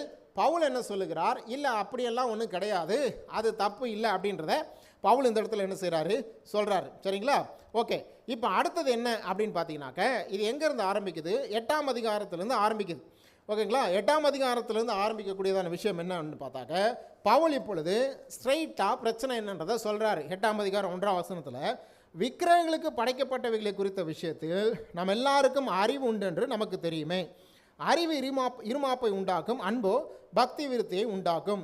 இப்போ விக்கிரகங்களுக்கு படைக்கப்பட்ட விஷயத்தில் இருக்கக்கூடியதான ஒரு தெளிவை பற்றினதான போதனையை பவுல் இங்கே கொடுக்கிறார். 3 பதில்களை கொடுக்கிறார். விக்கிரகங்களுக்கு படைக்கப்பட்டதை புசிக்கக்கூடிய விஷயத்தில் 3 பதிலை பவுல் என்ன செய்கிறார், இந்த சபையாருக்கு கொடுக்கிறார். ஒன்று என்னன்னு பார்த்தீங்கன்னாக்க, 4, 5, 6 வசனங்களில் வாசிக்கிறோம். 8ஆம் அதிகாரம் 4, 5, 6. விக்கிரகங்களுக்கு படைக்கப்பட்டவைகளை புசிக்கிற விஷயத்தை பற்றி உலகத்தில் விக்கிரகமானது ஒன்றும் இல்லை என்றும் ஒருவரே அன்றி வேறே தேவன் இல்லை என்றும் அறிந்திருக்கிறோம். வானத்திலேயும் பூமியிலேயும் தேவர்கள் எண்ணப்படுகிறவர்கள் உண்டு. இப்படி அநேக தேவர்களும் அநேக கர்த்தாக்களும் உண்டாயிருந்தாலும் பிதாவாகிய ஒரே தேவன் நமக்குண்டு, அவராலே சகலமும் உண்டாயிருக்கிறது, அவருக்கென்று நாமும் உண்டாயிருக்கிறோம். இயேசு கிறிஸ்து என்னும் ஒரே கர்த்தரும் நமக்குண்டு, அவர் மூலமாய் சகலமும் உண்டாயிருக்கிறது, அவர் மூலமாய் நாமும் உண்டாயிருக்கிறோம். இப்போ முதல்ல விக்கிரகங்களுக்கு படைக்கப்பட்ட விஷயத்தை பற்றி சொல்லிட்டு பவுல் என்ன சொல்கிறாருனாக்கா, முதல்ல உலகத்தில் விக்கிரகன்றதே கிடையாதுன்றார். புரியுதுங்களா? முதல்ல விக்கிரகன்றதே கிடையாது அப்படின்றத ஒரு பதில் என்ன செய்கிறாரு சொல்கிறார். இயேசு கிறிஸ்து மட்டும்தான் கடவுள் என்கிறதான இன்னொரு ஆணித்தரமான ஒரு சத்தியத்தையும் என்ன செய்கிறார் பவுல் இங்கே என்ன செய்கிறார், நமக்கு சொல்லிக் கொடுக்கிறார். முதல்ல விக்கிரகம்ன்றதே ஒன்று கிடையாது. நீங்கள் நினச்சிக்கிறீங்க விக்கிரகம்னு ஒன்று இருக்குது, அதுக்கு ஒரு பெரிய வல்லமை இருக்குது அப்படின்னு. இதை கிறிஸ்தவர்களுக்கு வந்து இதில் பயங்கர நம்பிக்கை இருக்குது பாருங்க இல்லையா? ஆண்டவரை நான் பார்த்தேன் அப்படின்னு சொல்கிறத காட்டிலும் பிசாசை பார்த்தேன்னா நம்பிடுவோம். ஆண்டவர் என் கூட வந்தார், நேற்று பேசினார் அப்படின்னாக்க, கர்த்தரை நான் பார்த்தேன் அப்படின்னாக்க, கதை விட்றான் பாரு, கடவுளை பார்த்தானா, ஏசுநாதர் இவங்கிட்ட வந்து பேசினாராம் அப்படின்னு சொல்லும். பிசாசு வந்தான் பாருங்க, ஐயோ அப்புறம் அப்படி அதை நம்புகிறோம். நமக்கு அப்படி போதிச்சு நம்மளை என்ன பண்ணியிருக்கிறாங்க, அப்படி மாற்றி வச்சுருக்கிறாங்க. இப்போ பவுல் சொல்லும் பொழுது விக்கிரகங்கள்லாம் ஒன்றும் கிடையாதுன்றார். அப்படி ஒன்றே கிடையாது. கடவுள் என்று ஒருவர் தான் உண்டு, அவர் நம்முடைய ஆண்டவராகிய இயேசு கிறிஸ்து. விக்கிரகம் என்று எதுவுமே கிடையாது. சிலருக்கு இதிலெல்லாம் ரொம்ப ஸ்ட்ராங் பிலீஃப் இருக்கும் இல்லையா, நம்பிக்கை. இந்த மாதிரி இந்த அதுக்கு வல்லமை இருக்குதுப்பா, அதுக்கு பெரிய வல்லமை இருக்குது, இல்லைன்னுலாம் சொல்ல முடியாது. அதனால தான் இவ்வளோ அலக்களிக்குது, அது பண்ணுது இது பண்ணுது அப்படின்லாம் சொல்லுவோம். நம்ம ஆட்கள் எப்படி இது இல்லையா, கடவுளை விட அதிகமான நம்பிக்கை யார் மேலே வச்சுருக்கிறாங்க. இது இந்த கடையில் போய் கடையில் விற்பதையெல்லாம் வாங்கி பூசிங்கள் அப்படின்னு உடனே அதுக்கு ஒரு போதனை கொடுத்துருவாங்க. நீங்கள் என்ன பண்ணணும் அப்படின்னாக்க, நீங்கள் போய் கிறிஸ்தவ கடையில் தான் வாங்கணும், கிறிஸ்தவர்கள் வச்சுருக்கிற கடையில் தான் போய் வாங்கணும். அவங்க தான் வந்து என்ன செய்கிறாங்க, ஜெபம் பண்ணி எல்லாம் இது பண்ணுறாங்க அப்படின்ட்டு. அது எதுக்குனாக்க கிறிஸ்தவ வியாபாரிகளை ப்ரொமோட் பண்ணுறதுக்கு இல்லையா. அவங்க நல்லா வியாபாரம் பண்ணால் தான் அவங்க நமக்கு நிறையா காணிக்கை கொடுப்பாங்கன்றதுக்கு கிறிஸ்தவ கடையில் தான் போய் வாங்கினேன். நம்மால் போய் தேடுவான், கிறிஸ்தவ கடை எங்கே வசனம் மாட்டி வச்சுருக்கிறாங்களா, எங்கேயாவது இருக்குதா அப்படின்ட்டு என்ன செய்கிறது, போய் தேடுறது. இல்லை அப்படிலாம் ஒன்றும் கிடையாது இல்லையா. இதெல்லாம் யாரோ எதுக்கோ சுயநலமான காரியங்களுக்கு சொல்லிக் கொடுத்தவைகள். வேதாகமம் நமக்கு கற்றுக் கொடுக்குற விஷயங்களை மட்டும்தான் நாம் பின்பற்ற வேண்டுமே தவிர மனிதனுடைய போதனைகளுக்கு என்ன செய்ய முடியாது, நம்ம எல்லாத்தையும் பின்பற்றி போக வேண்டும் என்ற அவசியம் கிடையாது. அப்போ பவுல் இங்கே சொல்கிறாரு, ஒன்று விக்கிரகம் என்று என்ன செய்யலை, ஒன்று கிடையாது இல்லையா. அப்படின்றது ஒன்றுமே கிடையாது, கடவுள் மட்டும்தான், இயேசு கிறிஸ்து மட்டும்தான் கடவுள் என்றதான ஒரு தெளிவான போதனையை முதல் என்ன செய்கிறாரு, ஒரு பதிலாக கொடுக்குறார். சரிங்களா. ரெண்டாவது இன்னொன்று பார்க்குறோம், 7வது வசனத்தில் இன்னொரு விஷயத்தை சொல்லிக் கொடுக்குறார். ஆகிலும் இந்த அறிவு எல்லோரிடத்திலும் இல்லை, சிலர் இன்றைய வரைக்கும் விக்கிரகத்தை ஒரு பொருள் என்று எண்ணி விக்கிரகத்துக்கு படைக்கப்பட்டதை புசிக்கிறார்கள், அவர்களுடைய மனசாட்சி பலவீனமாக இருப்பதால் அசிசிப்படுகிறது. ஓகேங்களா. இன்னொன்று, சிலருக்கு வந்து விக்கிரகம்லாம் ஒன்றும் இல்லைன்ற அறிவு சிலருக்கு கிடையவே கிடையாது அப்படின்றதையும் சொல்கிறார் இல்லையா. புரியுதா உங்களுக்கு. முதல்ல விக்கிரகமே இல்லைன்றாரு, எல்லாருக்கிட்டையும் இந்த அறிவு என்ன செய்யலை, இல்லை அப்படின்றாரு.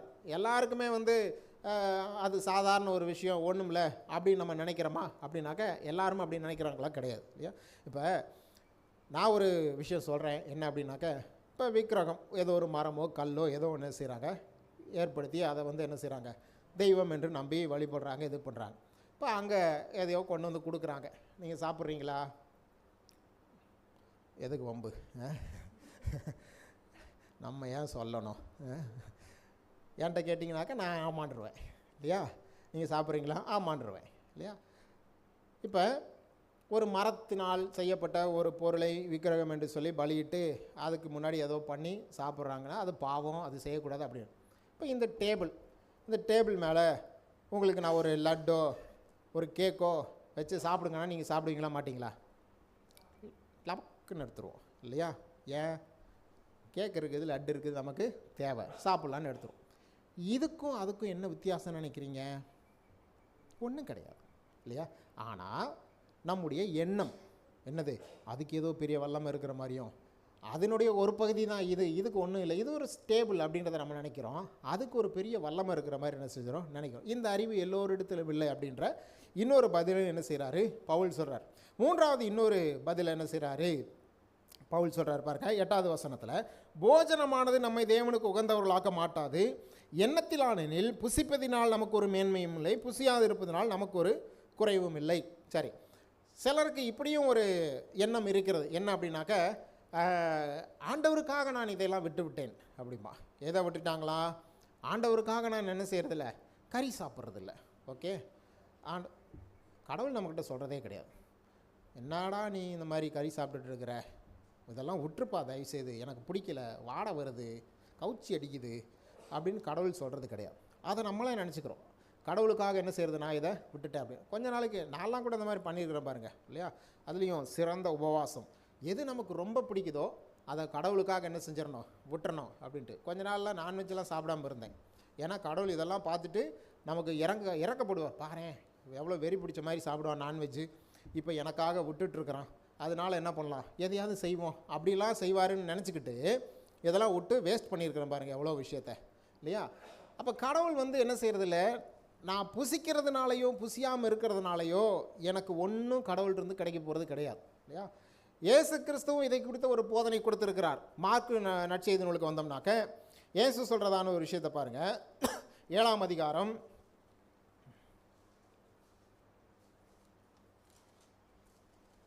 7 18ஆம் வசனத்திலிருந்து வாசிக்கிறேன். அதற்கு அவர், நீங்களும் இவ்வளவு உணர்வில்லாதவர்களா? புறம்பே இருந்து மனுஷனுக்குள்ளே போகிறது ஒன்றும் அவனை தீட்டுப்படுத்த மாட்டாது என்று நீங்கள் அறிந்து கொள்ளவில்லையா? சிலர் நினச்சிக்கிறாங்க, நான் இதை சாப்பிடாம இருக்கிறதுனால கடவுளுக்கு என் மேலே அன்பு அதிகமாயிரும் அப்படின்னு நினச்சிக்கிறோம். இல்லை, இயேசு கிறிஸ்துடைய போதனை எப்படி சொல்லியிருக்குது பாருங்கள். மனுஷனுக்குள்ளே போகிறது ஒன்றும் என்ன செய்கிறது இல்லையா, அவரை தீட்டுப்படுத்துறது இல்லை. சரி, அதுக்கப்புறம் என்ன அப்படின்னு பார்த்தீங்கன்னாக்கா, அவன் இருதயத்தில் போகாமல் வயிற்றிலே போகிறது, அதிலிருந்து எல்லா போஜனங்களும் அசுத்தங்களையும் கழிக்கிற ஆசன வழியாய் நீங்கி போகும். மனுஷனுக்குள்ளே இருந்து புறப்படுகிறதே மனுஷனை தீட்டுப்படுத்தும். எப்படி எனில், மனுஷனுடைய இருதயத்திற்குள்ளிருந்து பொல்லாத சிந்தனைகளும் விபச்சாரங்களும் வேசித்தனங்களும் கொலை பாதகங்களும் களவுகளும் பொருளாசைகளும் துஷ்டத்தனங்களும் கபடும் காம விகாரமும் வன்கண்ணும் தூஷணமும் பெருமையும் மதிகேடும் புறப்பட்டு வரும். பொல்லாங்கானவைகளாகிய இவைகள் எல்லாம் உள்ளத்திலிருந்து புறப்பட்டு மனுஷனை தீட்டுப்படுத்தும் என்றார். உள்ளே போகிறதோ வெளியே வர்றதோ கடவுளுக்கும் இதுக்கும் ஒன்றும் சம்மந்தம் இல்லை. ஆனால் கடவுளுக்கு விரோதமான காரியங்கள் என்னன்னாக்கா, மனுஷனுக்குள்ளேருந்து வரக்கூடியதான இப்படிப்பட்ட விஷயங்கள் இல்லையா, இவைகள் தான் என்ன பண்ணுது, கடவுளை விட்டு நம்மளை ரொம்ப தூரப்படுத்துது அப்படின்றத இது சொல்கிறார். நான் போய் கீரையும் பருப்பும் தானியல் மாதிரி சாப்பிட்டாக்க கடவுள் என் மேலே ரொம்ப அன்பாக இருப்பார், பட்சமாக இருப்பார். இதனால் கடவுள் நீங்கள் மாற்றவே முடியாது. புரிஞ்சுங்க, இதனால் கடவுளை நீங்கள் மாற்றவே முடியாது. இது கடவுளுக்கு எந்த விதத்தில் என்ன செய்கிறதில்ல, ஒரு நன்மையும் பிரயோஜனத்தையும் கொண்டு வரப்போவது கிடையாது. இங்கே பவுல் சொல்லக்கூடிய விவாதமும் இயேசு கிறிஸ்துடைய போதனையும் என்ன அப்படின்னு பார்த்தீங்கன்னாக்க, இவங்க சொல்லக்கூடிய விஷயம் என்னவென்றால், இந்த யூதர்கள் சொல்லக்கூடிய விஷயம், பலி செலுத்துகிறார்கள், அது கடையில் வருது, அதை வீட்டில் கொண்டு வந்து சாப்பிட்றாங்க, அதில் ஒரு தப்பும் கிடையாது அப்படி. ஆனால் என்ன தப்பு, எது விக்கிரக ஆராதனையாக மாறி விடுகிறது அப்படின்னாக்க, பலி செலுத்துகிறாங்க, பலி செலுத்தும் பொழுது அந்த ஆலயத்துக்குள்ளே போய் என்ன செய்கிறாங்க, அவங்க அதில் பங்கெடுத்து சாப்பிட்றாங்க. அங்கே போய் சாப்பிட்றது மட்டும் இல்லாமல் இந்த கருவறைக்குள்ளேயே போயிடுறாங்க. எங்கே பலிகளை நடத்தி ஆராதனை செய்கிறார்களோ அங்கேயே போய் செய்யும் பொழுது தான் அது விக்கிரக ஆராதனையாக மாறுகிறது, அது பாவமாக மாறுகிறது என்பதை பவுல் என்ன செய்கிறாரு, தொடர்ந்து அதற்கு பின்பாக வரக்கூடியதான விஷயங்களில் என்ன செய்கிறார், அவர் சொல்லிக்கொண்டே இருக்கிறார். சரிங்களா? இப்போ பலி செலுத்த அந்த பலி கடைக்கு வருது, கடையிலேருந்து வீட்டுக்கு போகுது, ஓகே, நல்ல விஷயம். ஆனால் அது கடைக்கு வர்றதுக்கு முன்னாடியே ஒரு இடத்துல இருக்குது பாருங்கள், அங்கே போய் சாப்பிடும்போது அது தப்பு. ஏன் அப்படின்னாக்க, 8ஆம் அதிகாரத்தில் திரும்ப சொல்கிறாரு, 10ஆம் வசனத்தை வாசிக்கிற பாருங்கள். எப்படி எனில், அறிவுள்ளவனாகிய உன்னை விக்கிரக கோவிலிலே பந்தி இருக்க ஒருவன் கண்டால், பலவீனனாக இருக்கிற அவனுடைய மனசாட்சி விக்கிரகங்களுக்கு படைக்கப்பட்டவைகளை புசிப்பதற்கு துணிவு கொள்ளும் அல்லவா? பலவீனமுள்ள சகோதரன் உன் அறிவு நிமித்தம் கெட்டு போகலாமா? அவனுக்காக கிறிஸ்து மரித்தாரே. இப்போ பவுல் என்ன சொல்கிறாரு, நீ கடையில் போய் வாங்கிட்டு வந்து புசிக்கிறியா, ஒன்றும் தப்பு கிடையாது. ஆனால் உன்னை விக்கிரக கோயிலில் போய் ஒருத்தன் உட்கார்ந்து இருக்கும்போது இன்னொரு ஆள் பலவீனமான ஒரு சகோதரன் அப்படின்னாக்க, விசுவாசத்தில் இன்னும் திடப்படாத ஒருவன், என்னையாது இவரே இங்கே உட்காந்துருக்கிறாரு, அப்போ நம்மளும் பண்ணலாமோ அப்படின்ற மாதிரி நீ நினச்சிடக்கூடாது. ஆகையினால நீ என்ன பண்ணாத, அங்கே பண்ணாத அப்படின்றார். அப்போ ஏமாற்றிட்டு வேஷம் போட்டுட்ருக்கணும்னு சொல்கிறாரா பவுல்? இல்லை இல்லை இல்லை. இதை பார்க்கும் பொழுது அவனுடைய விசுவாசத்திலே அவனுக்கு ஏதாவது இடரல் வரும் என்பதற்காக அப்படி செய்யாதீங்க, நீங்கள் கடையில் இருக்கிறத வாங்கிட்டு போய் வீட்டில் பிடிச்சி சாப்பிடுங்க அப்படின்றார். 9ஆம் அதிகாரத்துக்கு நம்ம வந்து அப்படின்னாக்க, கர்த்தருடைய பந்திக்கும் இந்த விக்கிரக ஆராதனைக்கும் இடையில் இருக்கக்கூடியதான ஒரு உறவு முறையை அல்லது அதற்கு ரெண்டுத்துக்கும் இருக்கக்கூடியதான ஒரு இணைப்பை பற்றி சொல்லுகிறார். இப்போ நம்ம கர்த்தருடைய பந்தியிலே நாம் பங்கு பெறுகிறோம். சரிங்களா? கர்த்தருடைய பந்தியில் நாம் பங்கு பெறுவது எப்படி? நாம் வந்து ஆராதனையில் ஒரு பகுதியாக நாம் அதை என்ன செய்கிறோம், செயல்படுத்துகிறோம். இப்போ இந்த ஆராதனை ஒரு பகுதியாக இருக்கக்கூடியதான அந்த கர்த்தருடைய பந்தியிலே நாம் செயல்படும் போது கர்த்தரோடு நாம் ஒன்றாக இணைந்து விடுகிறோம் அப்படின்றத சொல்கிறார். அதே போல் விக்கிரகங்களுக்கெல்லாம் படைக்கப்பட்டு அந்த இடத்துல நீங்கள் போய் புசிக்கும் பொழுது, அந்த ஆராதனையில் நீங்கள் ஒன்றாக இருக்கும் பொழுது விக்கிரக ஆராதனை செய்கிறவர்களாக மாறி விடுகிறீர்கள் அப்படின்றத என்ன செய்கிறாரு பவுல் சொல்கிறார். புரியுதுங்களா உங்களுக்கு? சரியா? இப்போ அப்படிப்பட்ட ஒரு விஷயத்தை செய்யக்கூடாது அப்படின்றத என்ன செய்கிறாரு பவுல் சொல்கிறார். அந்த இடத்துல நீங்கள் இது பண்ணீங்கன்னா அப்படின்னா உங்களை பார்க்குறவங்க என்ன செய்வாங்க, அந்த நீ விக்கிரக ஆராதனையில் பங்கு பெறுகிறாய் அப்படின்றத புரிஞ்சுக்குவாங்க. 10ஆம் அதிகாரம் 14ஆம் வசனத்தில் வாசிக்கிற பாருங்கள்.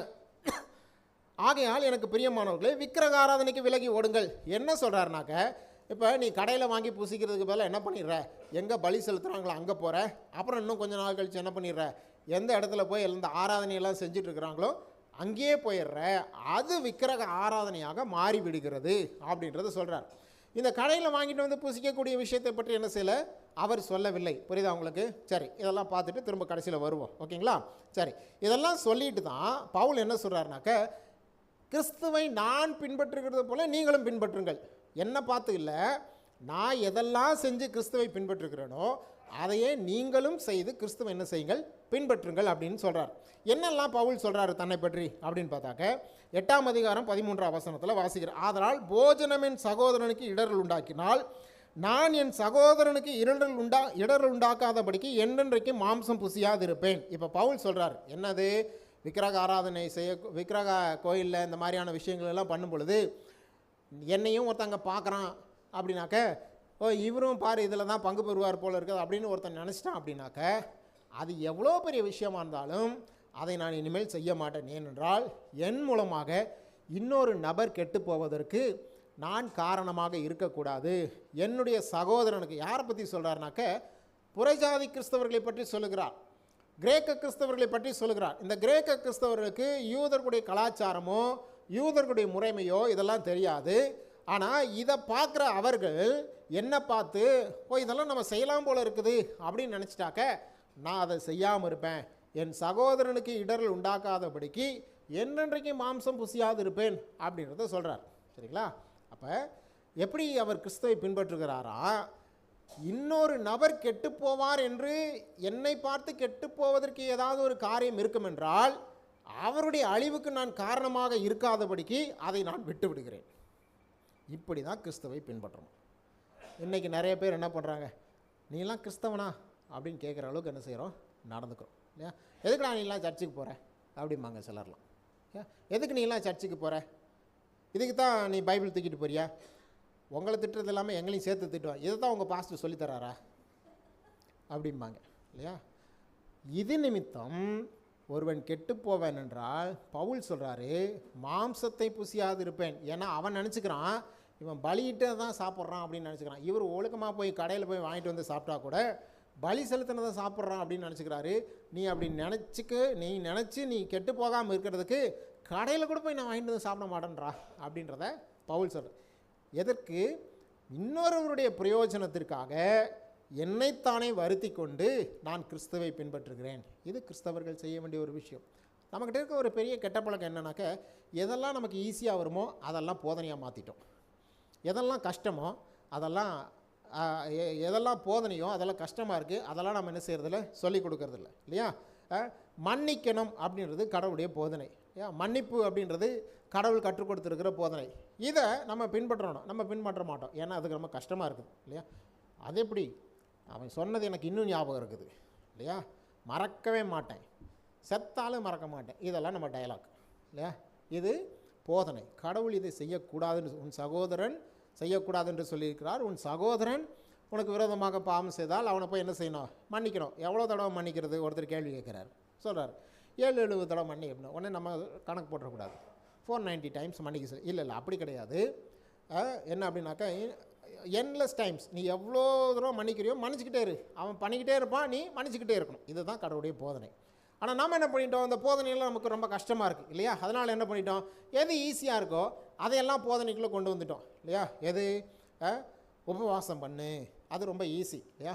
காலையில் ஒரு நேரம் சாப்பிடாமல் இருக்கிறது ரொம்ப ஈஸி இல்லையா? ஒரு நேரம் சாப்பிடாமல் இருக்கனால ஒன்றும் ஆக போகிறது கிடையாது. அதனால் என்ன பண்ணுறது, அது ஒரு முக்கியமான போதனையாக கொண்டு வந்துட்டோம். உபவாசம் இரு அப்படின்றது ஓகே, அதை பண்ணிடுறோம் இல்லையா? அப்புறம் என்ன பண்ணுறது, நகையெல்லாம் கலட்டு அப்படின்னு, அதுலேயும் நமக்கு ஒரு பெரிய பாதிப்பு கிடையாது பாருங்கள் இல்லையா? கழட்டுறதுனால ஒன்றும் கிடையாது இல்லையா? போட்டு கழட்டி தூக்கி போட்டுடலாம், இருந்தால் போ வேணாம் அப்படின்னு போட்டுடலாம் இல்லையா? துணி கலரை மாற்று அப்படின்றத என்ன செஞ்சிடறோம், மாற்றி விட்டுறோம் இல்லையா? நம்மளாலும் பரவாயில்லைங்க, கலராக இருக்கிறோம். ஒரு சில சர்ச்சுக்கெல்லாம் போனீங்க அப்படின்னாக்க அவங்களுக்கெல்லாம் எப்படின்னாக்கா ஒயிட் அண்ட் ஒயிட்டு தான். அவங்கள்ட்ட அந்த ஒயிட்லேயே வித்தியாசமாக கலர் வச்சுருப்பாங்க இல்லையா? Pure white, milk white, of white, அதுலேயும் அந்த கலர் தான் இருக்கும். அதுலேயாவது கொஞ்சம் வேறு மாதிரி மாற்றுறாங்களான்னா கிடையாது. இப்படி தான் என்ன செஞ்சுருக்கிறாங்க போதனை. இது சாதாரண விஷயம் இல்லையா?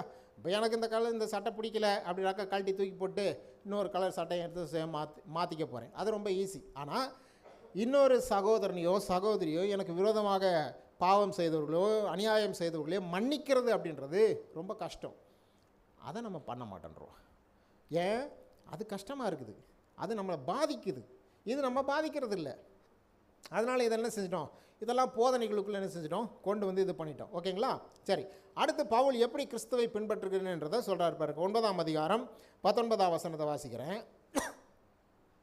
நான் ஒருவருக்கும் அடிமைப்படாதவனாக இருந்தும் நான் அதிக ஜனங்களை ஆதாயப்படுத்தி கொள்ளும்படிக்கு என்னைத்தானே எல்லோருக்கும் அடிமையாக்கினேன். அப்படின்னா ஏதோ சொன்ன பேசலாம் கேட்டுட்டு ஏய் இங்கே வா அப்படின்னாக்கா அந்த வர்றேன் எஜமான் அப்படின்ட்டு போகிறோம், அப்படி சொல்லலை. அதான் என்னன்னாக்க ஒரு அடிமையானவன் ஒரு எஜமானாக இருப்பவனுக்கு எப்படியெல்லாம் சேவை செய்வானோ அப்படிப்பட்ட காரியங்களை ஒருவருக்கு செய்து அதன் மூலமாக கிறிஸ்துவண்டை அவர்களை வழிநடத்தக்கூடிய அளவிற்கு நான் என்ன செய்கிறேன், என்னை பழக்கப்படுத்தி கொண்டேன்.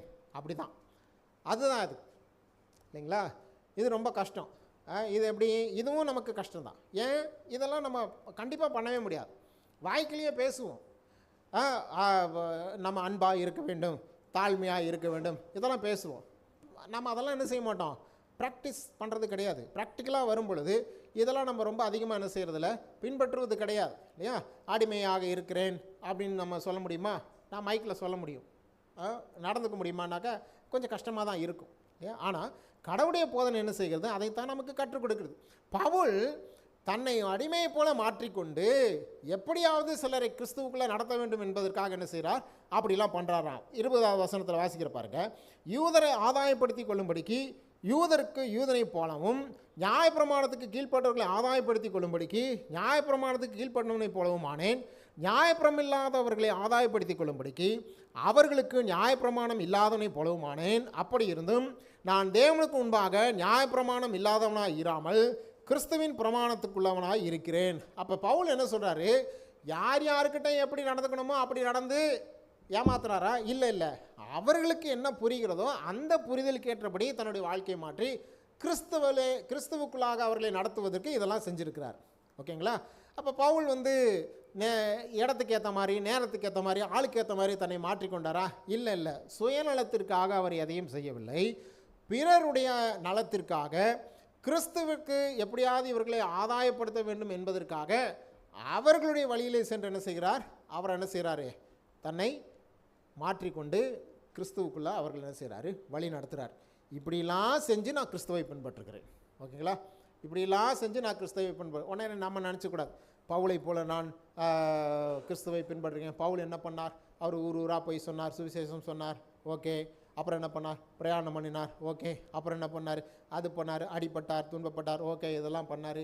அது மாதிரி நான் செய்ய போகிறேன், செய்யுங்க, தப்பு இல்லை. ஆனால் தன்னை எவ்வளவு வருத்தி கொள்ள முடியுமோ அவ்வளோ வருத்தி கொண்டு கிறிஸ்துவை பின்பற்றியிருக்கிறார். அதனால தான் பவுலுடைய ஊழியங்களில் நிறைய ஆதாயங்களை நம்மால் என்ன செய்ய முடிகிறது, பார்க்க முடிகிறது. இவ்வளோ காரியத்தை செஞ்சுருக்கிறார். ஒவ்வொரு கிறிஸ்தவர்களும் பின்பற்றும் பொழுது நிச்சயமாகவே கிறிஸ்தவத்தில் பெரிய மாற்றம் வரும் என்பதில் சந்தேகமில்லை. ஆனால் என்ன இருக்குது அப்படின்னாக்க, நமக்கு சில விஷயங்கள் தெரியும், தெரிஞ்சும் நம்ம செய்ய மாட்டேன்றோம். சில விஷயங்கள் தெரியாததை நாம் என்ன செய்கிறோம், ஏற்றுக்கொள்வதும் இல்லாமல் போய்விடுகிறது. அதனால தான் கிறிஸ்தவம் இப்படிப்பட்ட ஒரு சீரழிவுக்குள்ளாக போய் கொண்டிருக்கிறது என்பதை தெரிந்து கொள்ள வேண்டும். அடுத்து இன்னொரு விஷயம், பவுல் என்ன செய்து கிறிஸ்துவை பின்பற்றுகிறார் அப்படின்னு பார்த்தோம்னாக்க, 22 பலவீனரை ஆதாயப்படுத்தி கொள்ளும்படிக்கு பலவீனருக்கு பலவீனனை போலானேன், எப்படி ஆகிலும் சிலரை ரட்சிக்கும்படிக்கு நான் எல்லாருக்கும் எல்லாம் ஆனேன் அப்படின்னு சொல்கிறார். அதாவது எல்லாருக்கும் எல்லாம் ஆனேன் அப்படின்னாக்க ஏதோ ஆதாயம் கிடைக்கிறதுக்காக ஏதோ மாற்றி பண்ணிக்கிட்டாரு அப்படின்னு சொல்லலை. சிலர் ரட்சிக்கும்படிக்கு என்ன செய்கிறாரு, எல்லாருக்கும் எல்லாம் ஆனேன் அப்படின்றார் இல்லையா. ஒரு உதாரணம் சொல்கிற பாருங்கள். இப்போ மாம்சம் புசிக்க மாட்டேன்னு சொன்னார் இல்லையா. அப்போ என்ன அர்த்தம், மாம்சம் புசியாது இருக்கிறவர்களுக்கு அவர்களை போல் நான் என்ன செய்விட்டேன், மாறிவிட்டேன் இல்லையா. அதை தான் என்ன செய்கிறாரு சொல்கிறார். நம்ம இப்போ நான் ஒரு குடிகாரனை போய் நான் ரட்சிக்கணும், அவனை எப்படியாவது கிறிஸ்துவுக்குள்ளே நடத்தணும். அப்போ குடிகாரனுக்கு நான் குடிகாரனை போல் ஆக முடியுமா? முடியாது இல்லையா. அவர் எப்படி குடிக்கிறார், நானும் போய் குடித்து பார்க்க வேண்டும். அப்பொழுதுதான் அவருடைய மனதிற்குள் என்ன ஓடுகிறது என்று எனக்கு புரியும், மண்டைக்குள் என்ன சுற்றுகிறது என்று எனக்கு புரியும், எப்படி உளறுகிறார் என்று எனக்கு புரியும், அதில் எப்படி உறுதியாக இருக்க வேண்டும் எனக்கு புரியும். நானும் அவரும் சேர்ந்து வாருங்கள், நீங்கள் ஒன்று நான் ஒன்று வச்சு குடிப்போம், அப்போ தான் புரியும். அது கிடையாது. எல்லாருக்கும் எல்லாரை போல் ஆனேன் அப்படின்னாக்க அவர்களுடைய புரிதல், சரிங்களா, அவங்களுக்கு என்ன புரியுது, அந்த புரிதலுக்கு ஏற்றபடி என்னுடைய வாழ்க்கையை மாற்றிக்கொண்டேன். எதுக்கு, அவர்களை கிறிஸ்துவுக்குள்ளே கொண்டு வரணும். இதெல்லாம் செஞ்சு நான் கிறிஸ்துவை பின்பற்றுகிறேன். இன்னும் ஒன்று மட்டும் பார்த்து முடிப்போம். 9:27 மற்றவர்களுக்கு பிரசவம் பண்ணுகிற நான் தானே ஆகாதவனாய் போகாதபடிக்கு என் சரீரத்தை ஒடுக்கி கீழ்ப்படுத்துகிறேன். இப்போ புரிஞ்சிருக்கும் இல்லையா. எதை செய்தாலும் என்னுடைய நிலையிலிருந்து நான் குறைய போவது கிடையாது, சரிங்களா? எதை செஞ்சாலும் நான் யார் என்கிறதான் அந்த நிலையில் இருக்க போகிறேன். நான் கிறிஸ்துவை பின்பற்றுகிறவன், கிறிஸ்துவனுடைய சாயல நிலை இருக்கிறது. இதிலிருந்து நான் கொஞ்சமும் இறங்க போவது கிடையாது, மாற்றிக்கொள்ள போவது கிடையாது. ஆனாலும் என்னுடைய வாழ்க்கை முறையை இவர்கள் பார்த்து இவர்கள் என்ன செய்ய வேண்டும், கிறிஸ்துவை பின்பற்றுவதற்கு என்ன காரியங்கள் செய்யப்பட வேண்டுமோ அவைகளை செய்வதற்கு நான் என்ன செய்கிறேன், மாற்றிக்கொள்ளுகிறேன் அப்படின்றத என்ன செய்கிறாரு பவுல் சொல்கிறார். அப்போ என்னை பின்பற்றுங்கள் அப்படின்னு சொல்லும் பொழுது நான் என்னெல்லாம் செய்கிறேன் பாருங்கள், கிறிஸ்துவை பின்பற்றுவதற்கு அல்லது கிறிஸ்துவை பின்பற்ற செய்வதற்கு நான் என்னென்ன காரியங்களெல்லாம் செய்கிறேனோ இதே போல் நீங்களும் செய்யுங்க அப்படின்றார். ஏன் யூத கிறிஸ்தவர்கள் இவர்களை குறை சொல்லுகிறார்கள் இல்லையா? விக்கிரகங்களுக்கு படைக்கப்பட்டதை புசிக்கிறாங்க. இவங்க என்ன பண்ணுறாங்க, ஆலயத்தில் இருக்க கறியை வாங்கிட்டு வந்து புசிச்சு சாப்பிட்றாங்க. அதெல்லாம் விக்கிரகங்களுக்கு படைக்கப்பட்டதுக்கு சமமாக இருக்குது அப்படின்றாங்க. இல்லை இல்லை, அப்படி கிடையாது. கடையில் விற்கப்படுகிறதையும் நீங்கள் என்ன செய்யுங்கள், வாங்கி பூசிகள். அது ஒன்றும் உங்களை என்ன செய்யாது, தீட்டுப்படுத்தாது. நம்ம சில நேரம் அப்படி தான் நினச்சிக்கிறோம் இல்லையா? ஏதாவது பக்கத்து வீட்டில் இருக்கிறவங்க யாராவது வந்து என்ன செஞ்சாங்க, ஏதாவது தீபாவளிக்கோ ஏதாவது ஒரு விசேஷத்துக்கோ கொண்டு வந்து கொடுத்தாங்க அப்படின்னாக்க நம்ம ரொம்ப என்னன்னாக்க மிஞ்சின நீதிமான் இல்லையா? அதுலேயும் பெந்தைகோஸ்தே வட்டாரத்தில் இருக்கிற நாம் இயேசு கிறிஸ்து, அதுக்கப்புறம் யார் பேர்னா நம்ம பேர் தான் இருக்கும் இல்லையா? முதல்ல இயேசு கிறிஸ்து, ரெண்டாவது நான். இதெல்லாம் நாங்கள் சாப்பிட மாட்டோம், எடுத்துகிட்டு போயிருங்க அப்படின்றோம் இல்லையா? ஏன், நமக்குள்ள ஒரு நினப்பு, அது இது அவங்க நம்மளோட அவங்க நல்லா தான் செய்கிறாங்க. நீங்கள் வாங்கி சாப்பிட்டு பார்த்தா தான் தெரியும். ஐயோ இவ்வளோ ருசியான ஒன்று இதை இத்தனை வருஷம் வேணான்னு சொன்னமே அப்படின்ற மாதிரி இருக்கும் இல்லையா? இப்போ உங்களுக்கு அப்படிலாம் பிடிக்கலன்னு வைங்களேன், நீங்கள் வாங்கி வச்சு எனக்கு ஃபோன் பண்ணுங்கள் இல்லையா? ஐயா தீபாவளிக்கு எங்கள் வீட்டில் கொடுத்துருக்காங்க ஐயா, பக்கத்தில் நாங்கள் சாப்பிட மாட்டோம், கவரில் போட்டு வைங்க, நான் வர்றேன் இல்லையா? எனக்கு அதெல்லாம் ஒன்றும் கிடையாது. நீங்கள் வேணால் பரலோகத்துக்கு போய்ங்க, அதெல்லாம் சாப்பிடாமல் இருந்துட்டு நல்லா சாப்பிட்டுட்டு அப்புறம் மெதுவாக வர்றேன். அந்த மாதிரி நம்ம அப்படி நினச்சிக்கிறோம் இல்லையா? நாங்கள் இதெல்லாம் சாப்பிட மாட்டோம், எங்களுக்கு வேண்டாம் அப்படின்ட்டு. சிலர் இதெல்லாம் வந்துட்டு நம்ம பரவாயில்ல சாப்பிட மாட்டோம்னு சொல்லி இருக்கிறோம். இன்னும் இதை காட்டிலும் இன்னொரு இந்த இயேசு கிறிஸ்து நம்ம பேர், அதுக்கு இடையில் ஒருத்தவங்க இருக்கிறாங்க பாருங்கள். அதுக்கு நடுவில் ஒரு கேப் இருக்குது, ஒரு கூட்டம் இருக்குது. அது என்ன அப்படின்னாக்க, வாங்கிட்டு வந்து வச்சு சுற்றி உட்காந்து அந்நிய பாஷை பேசி ஜெபம் பண்ணுற கூட்டம். அதில் இருக்கிறதெல்லாம் மாற்றுறாங்களாம். இவங்க கையை வச்சு தீட்டை எடும், அசுத்தத்தை எடும், இதை எடும், அதை எடும், அவங்க ஜெபம் பண்ணிவிட்டு அப்புறம் சாப்பிட்ருவாங்களாம். என்ன ஒரு பித்தலாட்டம்! அப்படிப்பட்ட ஒரு கூட்டம் என்ன செய்கிறது, கிறிஸ்தவத்திற்கு விருப்பம்னா வாங்கி சாப்பிடுங்க, வேண்டாம் அப்படின்னாக்கா வாங்கி வச்சுக்கிட்டு வேறு யாருக்காவது கொடுங்க. ரயில்வே ஸ்டேஷன் பக்கம் போங்க, ராத்திரி பஸ் ஸ்டாண்டு பக்கம் போங்க. இப்போ நாங்கள் போவோம், நானும் பாஸ்டர்லாம் போக போகிறேங்க. 12 மணிக்கு போய் நாங்கள் எதை கொடுத்தாலும் வாங்கி சாப்பிட்றதுக்கு ஆள் இருக்கிறாங்க இல்லையா? நடுராத்திரி போய் எழுப்பி ஐயா சாப்பிட்றியான்னு கேட்டாக்க கொடுங்கன்னு வாங்கி சாப்பிட்றதுக்கு எவ்வளோ பேர் இருக்கிறாங்க. கொண்டு போய் கொடுத்துட்டு வாங்க. உங்களுக்கு பிடிக்கல அப்படின்னாக்க 2 விஷயம் நடக்குது. யாரோ ஒருத்தருடைய பசி போகிறது, நீங்கள் உங்களுக்கு கொடுக்குறவங்களுக்கும் ஒரு சந்தோஷம், நம்ம கொடுத்ததை வாங்கிக்கிட்டாங்க அப்படின்ட்டு ஒரு சந்தோஷம் இல்லையா? நீங்கள் வாங்கலைன்னு வைங்களேன், நீங்கள் அடுத்தது கிறிஸ்துவை பற்றி நீங்கள் அவங்கள்ட்ட போய் சொல்லவே முடியாது இல்லையா? நீங்கள் என்ன சொல்ல முடியாது, இயேசு கிறிஸ்துவை பற்றி எதுவும் நீங்கள் சொல்லவே முடியாது. நீங்கள் கிறிஸ்மஸ் கேக் கொண்டுட்டு போனாக்கா அவங்களும் சொல்லிடுவாங்க, நாங்கள் வாங்க மாட்டோம், சாப்பிட மாட்டோன்ட்டாங்கன்னா என்ன பண்ணுவீங்க இல்லையா? அது ஒரு தப்பான விஷயம் பாருங்கள். ஏன் அவங்க எதுவும் ஒன்றும் பெருசாக ஒன்றும் அதில் ஒரு மந்திரம் பண்ணி அப்படியே நீங்கள் சாப்பிட்டோன்னே உட்காறது, எந்திரினா எந்திரி, வானா வா, சொத்தில் கையெழுத்தெல்லாம் எழுது போடுனாக்கா அந்த மாதிரிலாம் நீங்கள் ஆக போகிறது கிடையாது. ஏன் அப்படிலாம் பயந்துக்கிட்டுலாம் இது பண்ணாதீங்க. பிசாசு வந்து உங்கள் வாய் வழியாக உள்ளே போய் உக்காந்து உங்களை அப்படியே இது பண்ணிட்டு உங்களை ஏதோ மெஸ்மரிசம் பண்ணி உங்களை எங்கேயாவது கொண்டு போய் விட்டு உங்களை அப்போல்லாம் நிறைய பேருக்கு இப்படி தான் இருக்கும் இல்லையா? பிசாசு ஏதோ நம்மளை பண்ணிடும் அப்படின்னு நினச்சிட்ருக்கேன். உங்களுக்கு என்ன, எந்தெந்த ஊருக்கெலாம் போகுது பாஸ்டர்? நான்லாம் லட்டுலாம் எவ்வளோ சாப்பிட்ருக்குறேன், புரிஞ்சவன் பிஸ்தா லட்டுலாம் எவ்வளோ சாப்பிட்ருக்குறேன் பாருங்கள் இல்லையா? அதெல்லாம் இப்போ தான் கொஞ்சம் ஒரு ஹெல்த் இஷ்யூஸ்னால என்ன செய்கிறதில்ல, ஸ்வீட்டே எங்கள் வீட்டில் யாரும் எனக்கு கண்ணில் காட்ட மாட்டேறாங்க. யாராவது வாங்கிட்டு வந்தால் கூட ஒழிச்சு வச்சிடுறாங்க, இவருக்கு ஸ்வீட்டு கொடுக்கூடாது அப்படின்ட்டு இல்லையா? அதெல்லாம் நிறையா சாப்பிட்ருக்குறேன் பாருங்கள் இல்லையா? அதெல்லாம் ஒன்றும் நல்லா தான் இருக்கிறேன், பிரசங்கம் தான் பண்ணுறேன், கடவுள் ஊழியத்தை தான் பண்ணுறேன். என்னை பொறுத்த வரைக்கும் நான் ஆராதிக்கிற கடவுள் மட்டும்தான் கடவுள். வேறு யாரையும் நான் கடவுளாக என்ன செய்கிறதில்ல, பார்க்கறது கிடையாது. இன்னொன்றுத்துக்கு வல்லமை இருக்குன்றது கூட நான் நினைக்கிறது கிடையாது இல்லையா? இன்னொன்றுத்துக்கு வல்லமை இருக்குன்றது கூட நினைக்கிறது கிடையாது. 2002 வருஷம், 2002 இல்லையா? பேசலாமா ஆன்லைன்? ஓகே 2002 அப்போ ஒரு சபையில் வந்து உதவி ஊழியராக இருந்தேன். உதவி ஊழியராக இருந்த பொழுது அந்த சபைக்கு புதிதாக ஒரு குடும்பம் வந்துச்சு. பயங்கர பணம்னா எக்கத்தப்பான பணம் பாருங்கள், அவ்வளோ பணம் இருந்ததான ஒரு குடும்பம்.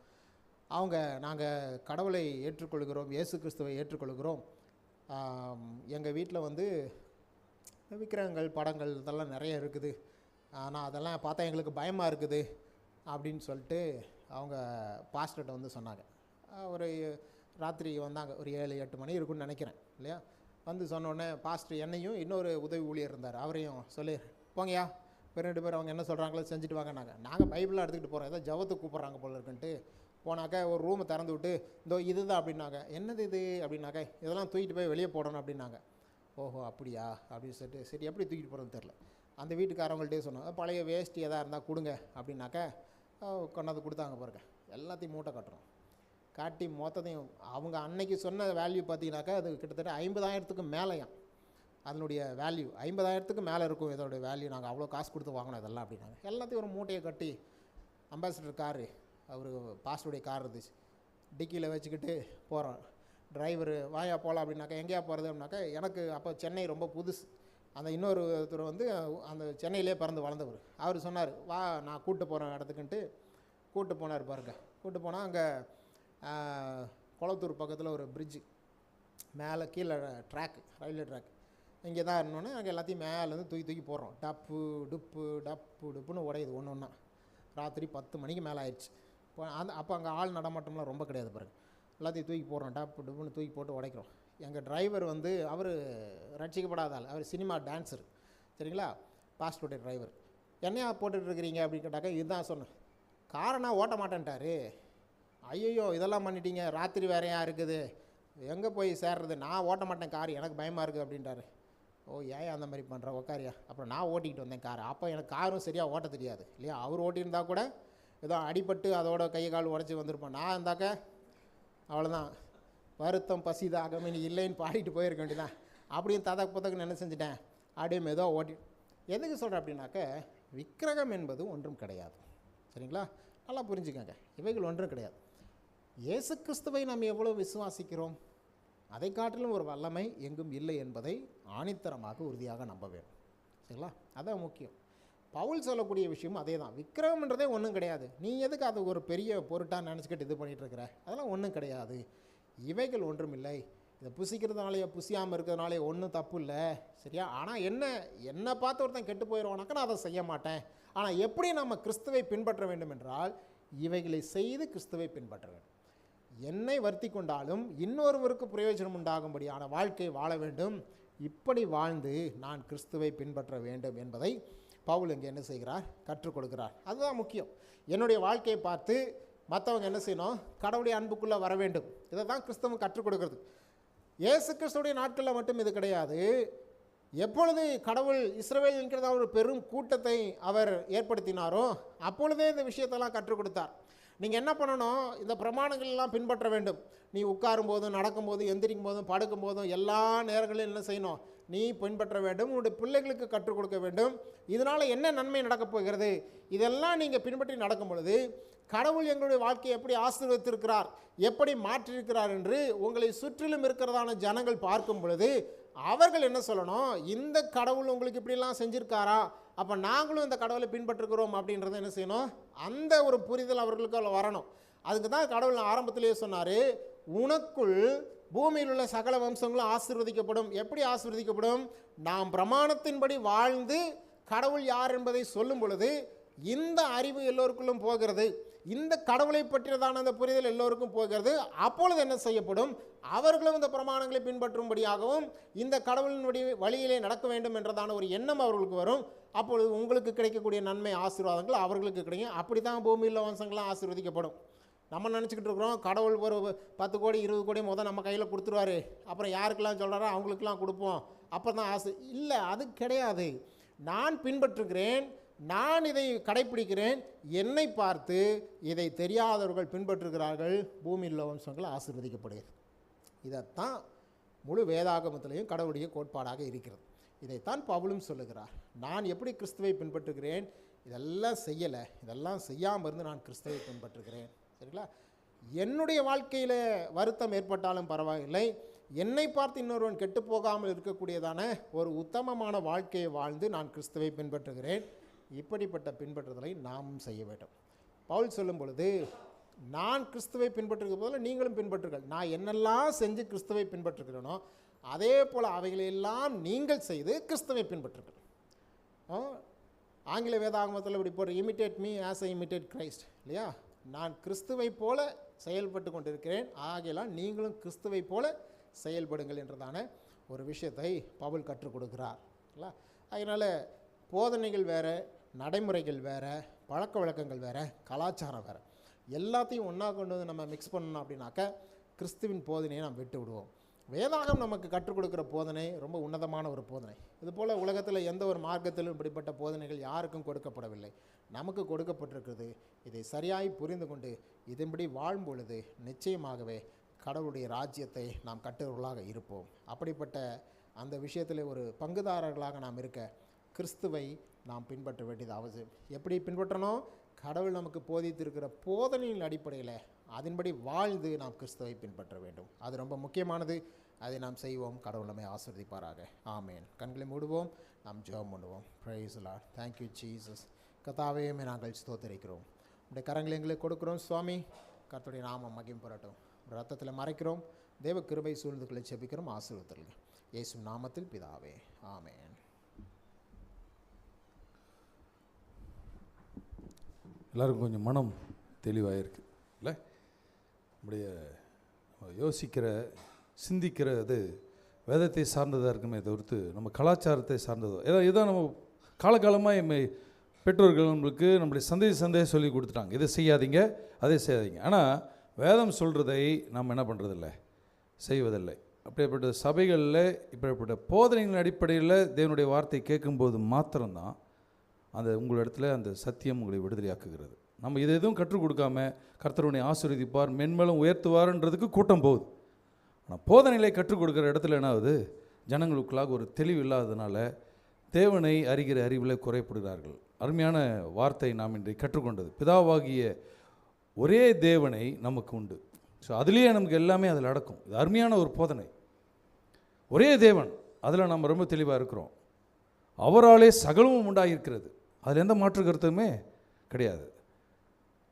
அவருக்கென்று நாம் உண்டாயிருக்கிறோம். அதில் உங்களையும் எங்கேயும் கடவுள் என்ன பண்ணுறாரு, கொண்டு வர அருமையான சத்தியம் பாருங்கள். இதை நம்ம எண்ணி பார்த்தாலுமே நம்ம நடக்கக்கூடிய நம்ம போக வேண்டிய காரியங்கள்ன்றதை வேதம் நம்மளுக்கு அன்றாடம் கற்றுக் கொடுக்குது. வேதம் இந்த கண்ணோட்டத்தில் நீங்கள் வாசிக்க போகும்போது நிச்சயமாக நம்மளுக்கு ரொம்ப பிரயோஜனமாக இருக்கும். ஆனால் தான் எழுத்து கொள்ளும், ஆவியோ உயிர்ப்பிக்கும். நிறைய பிரசங்கங்கள் கொள்கிற பிரசங்கங்களாக தான் இருக்குது. நிறைய பிரசங்கங்கள் லிட்ரலாக வசனம் இப்படி சொல்லுகிறதுன்னு ஜனங்களை ஒரு கடினத்துக்குள்ளாக கொண்டு போகிறாங்க. அதை ஜனங்கள் ஏற்றுக்கொள்ளுகிறாங்க. ஆனால் அது சத்தியத்தை விடுதலை ஆக்கியிருக்கான்னு பார்த்தீங்களா? விடுதலை ஆக்காது. இன்னும் அவங்க சீர்கேடான பாதைக்குள்ளே தான் போகிறாங்க. ஆனால் கிறிஸ்தவர்களாக இருக்கிறாங்க, ஜெபம் பண்ணுறாங்க, உபாசிக்கிறாங்க, எல்லாமே உண்டு. இன்றைக்கி சொன்னது போல் எதெல்லாம் ஈஸியாக இருக்குதோ அவங்களுக்கு அதை அவங்க பயன்படுத்தி கொள்கிறார்கள், அவங்களுக்கு சாதகமாக்கி கொள்கிறாங்க. ஆனால் வேதம் அப்படி ஒரு நாளும் பிரிக்கவே இல்லை. அதான் கிறிஸ்துவின் போதனை ரொம்ப பெரிய டிரான்ஸ்ஃபர்மேஷன் பாருங்கள். ஸோ அந்த தேவனை நம்ம ஆராதிக்கணும்னு வரும்போது நமக்கு பெரிய ஒரு பாக்கியம், ஸ்லாக்கியம். இந்த எண்ணங்களோடு இந்த சிந்தனையோடு நம்ம முன்னோக்கி சொல்வோம். கர்த்தர் நம்மளை வழி நடத்துவார். கண்களை மூடி நம்ம ஜெபம். நல்ல ஆண்டவரே, அருமையான இந்த நல்ல நாளுக்காக ஸ்தோத்திரம். இந்த வார்த்தைகளை இன்றைக்கு நாங்கள் அன்றைக்கு கொரிந்து பட்டணத்தில் அப்போஸ்தலனாகிய பவுல் அன்றைக்கு சபைகளுக்குள்ளாக இருந்த பிரச்சனைகளுக்கான ஒரு பரிகாரத்தை, ஒரு வழியை அவர்களுக்கு புரிய வைக்கும்படி இந்த நிருபங்களை பரிசுத்த ஆவியானவர் அவரை வல்லமையாக எடுத்து பயன்படுத்தினீர். அதே வார்த்தையில் இன்றைக்கு நாங்களும் சபையில் எடுத்து அதை தியானிக்க, அதை எடுத்து போதித்த அருமையான பாஸ்டர் சால்மோன் ராஜாக்காக, அவருடைய துணையார், அவருடைய பிள்ளைகள், அவருடைய ஊழியத்துக்காக நாங்கள் நன்றி செலுத்துகிறோம். இன்னும் வரக்கூடிய நாட்களில் இப்படிப்பட்ட நல்ல காரியங்களை அநேகர்களுக்கு, முக்கியமாக கிறிஸ்தவர்களுக்கு, கிறிஸ்துவை அறிந்து கொண்டு கிறிஸ்துவுக்காக வைராக்கியமாக இருக்கிற ஜனங்களுக்குள்ளாக இன்னும் தேவனை அறிகிற அறிவில் அவர் கொண்டு வருவதற்கு கர்த்தர் உதவி செய்வீராக. எல்லா தடைகளும், பயங்களையும், குழப்பங்களையும் கர்த்தர் நீக்கும். பெரிய காரியங்களை செய்யும். உமக்கு எல்லா துதிங்கனம் எடுக்கிறோம். நாம் விளையாடப்பட்ட இயேசு கிறிஸ்து நாமத்தினாலே ஜெபிக்கிறோம். எங்கள் ஜீவனுள்ள எங்கள் பரலோக தகப்பனே, ஆமென், ஆமென். நம்முடைய கர்த்தராகிய இயேசு கிறிஸ்துவனுடைய கிருபையும், பிதாவாகிய தேவனுடைய அன்பும், பரிசுத்த ஆவியினுடைய அந்நியனமும் ஐக்கியமும் நம் அனைவரோடு கூட இன்றைக்கும் கர்த்தர் வருமளவும் நம்மோடு இருப்பதாக எல்லாரும் சேர்ந்து சொல்வோம். ஆமென், ஆமென். தலை சாய்க்கும் கல் நீரையா, மூளை கல் நீரையா, தலை சாய்க்கும் கல் நீரையா, மூளை கல் நீரையா. ஏல் பெத்தேல் இது வானத்தின் வாசல், என் ஏசையா ஆசீர்வாதத்தின் வாசல். ஏல் பெத்தேல் இது வானத்தின் வாசல், என் ஏசையா ஆசீர்வாதத்தின் வாசல். அல்லேலூயா. கர்த்தர் உங்கள் குடும்பத்தை ஆசீர்வாதத்தை நடத்துவாராக. ஆமென்.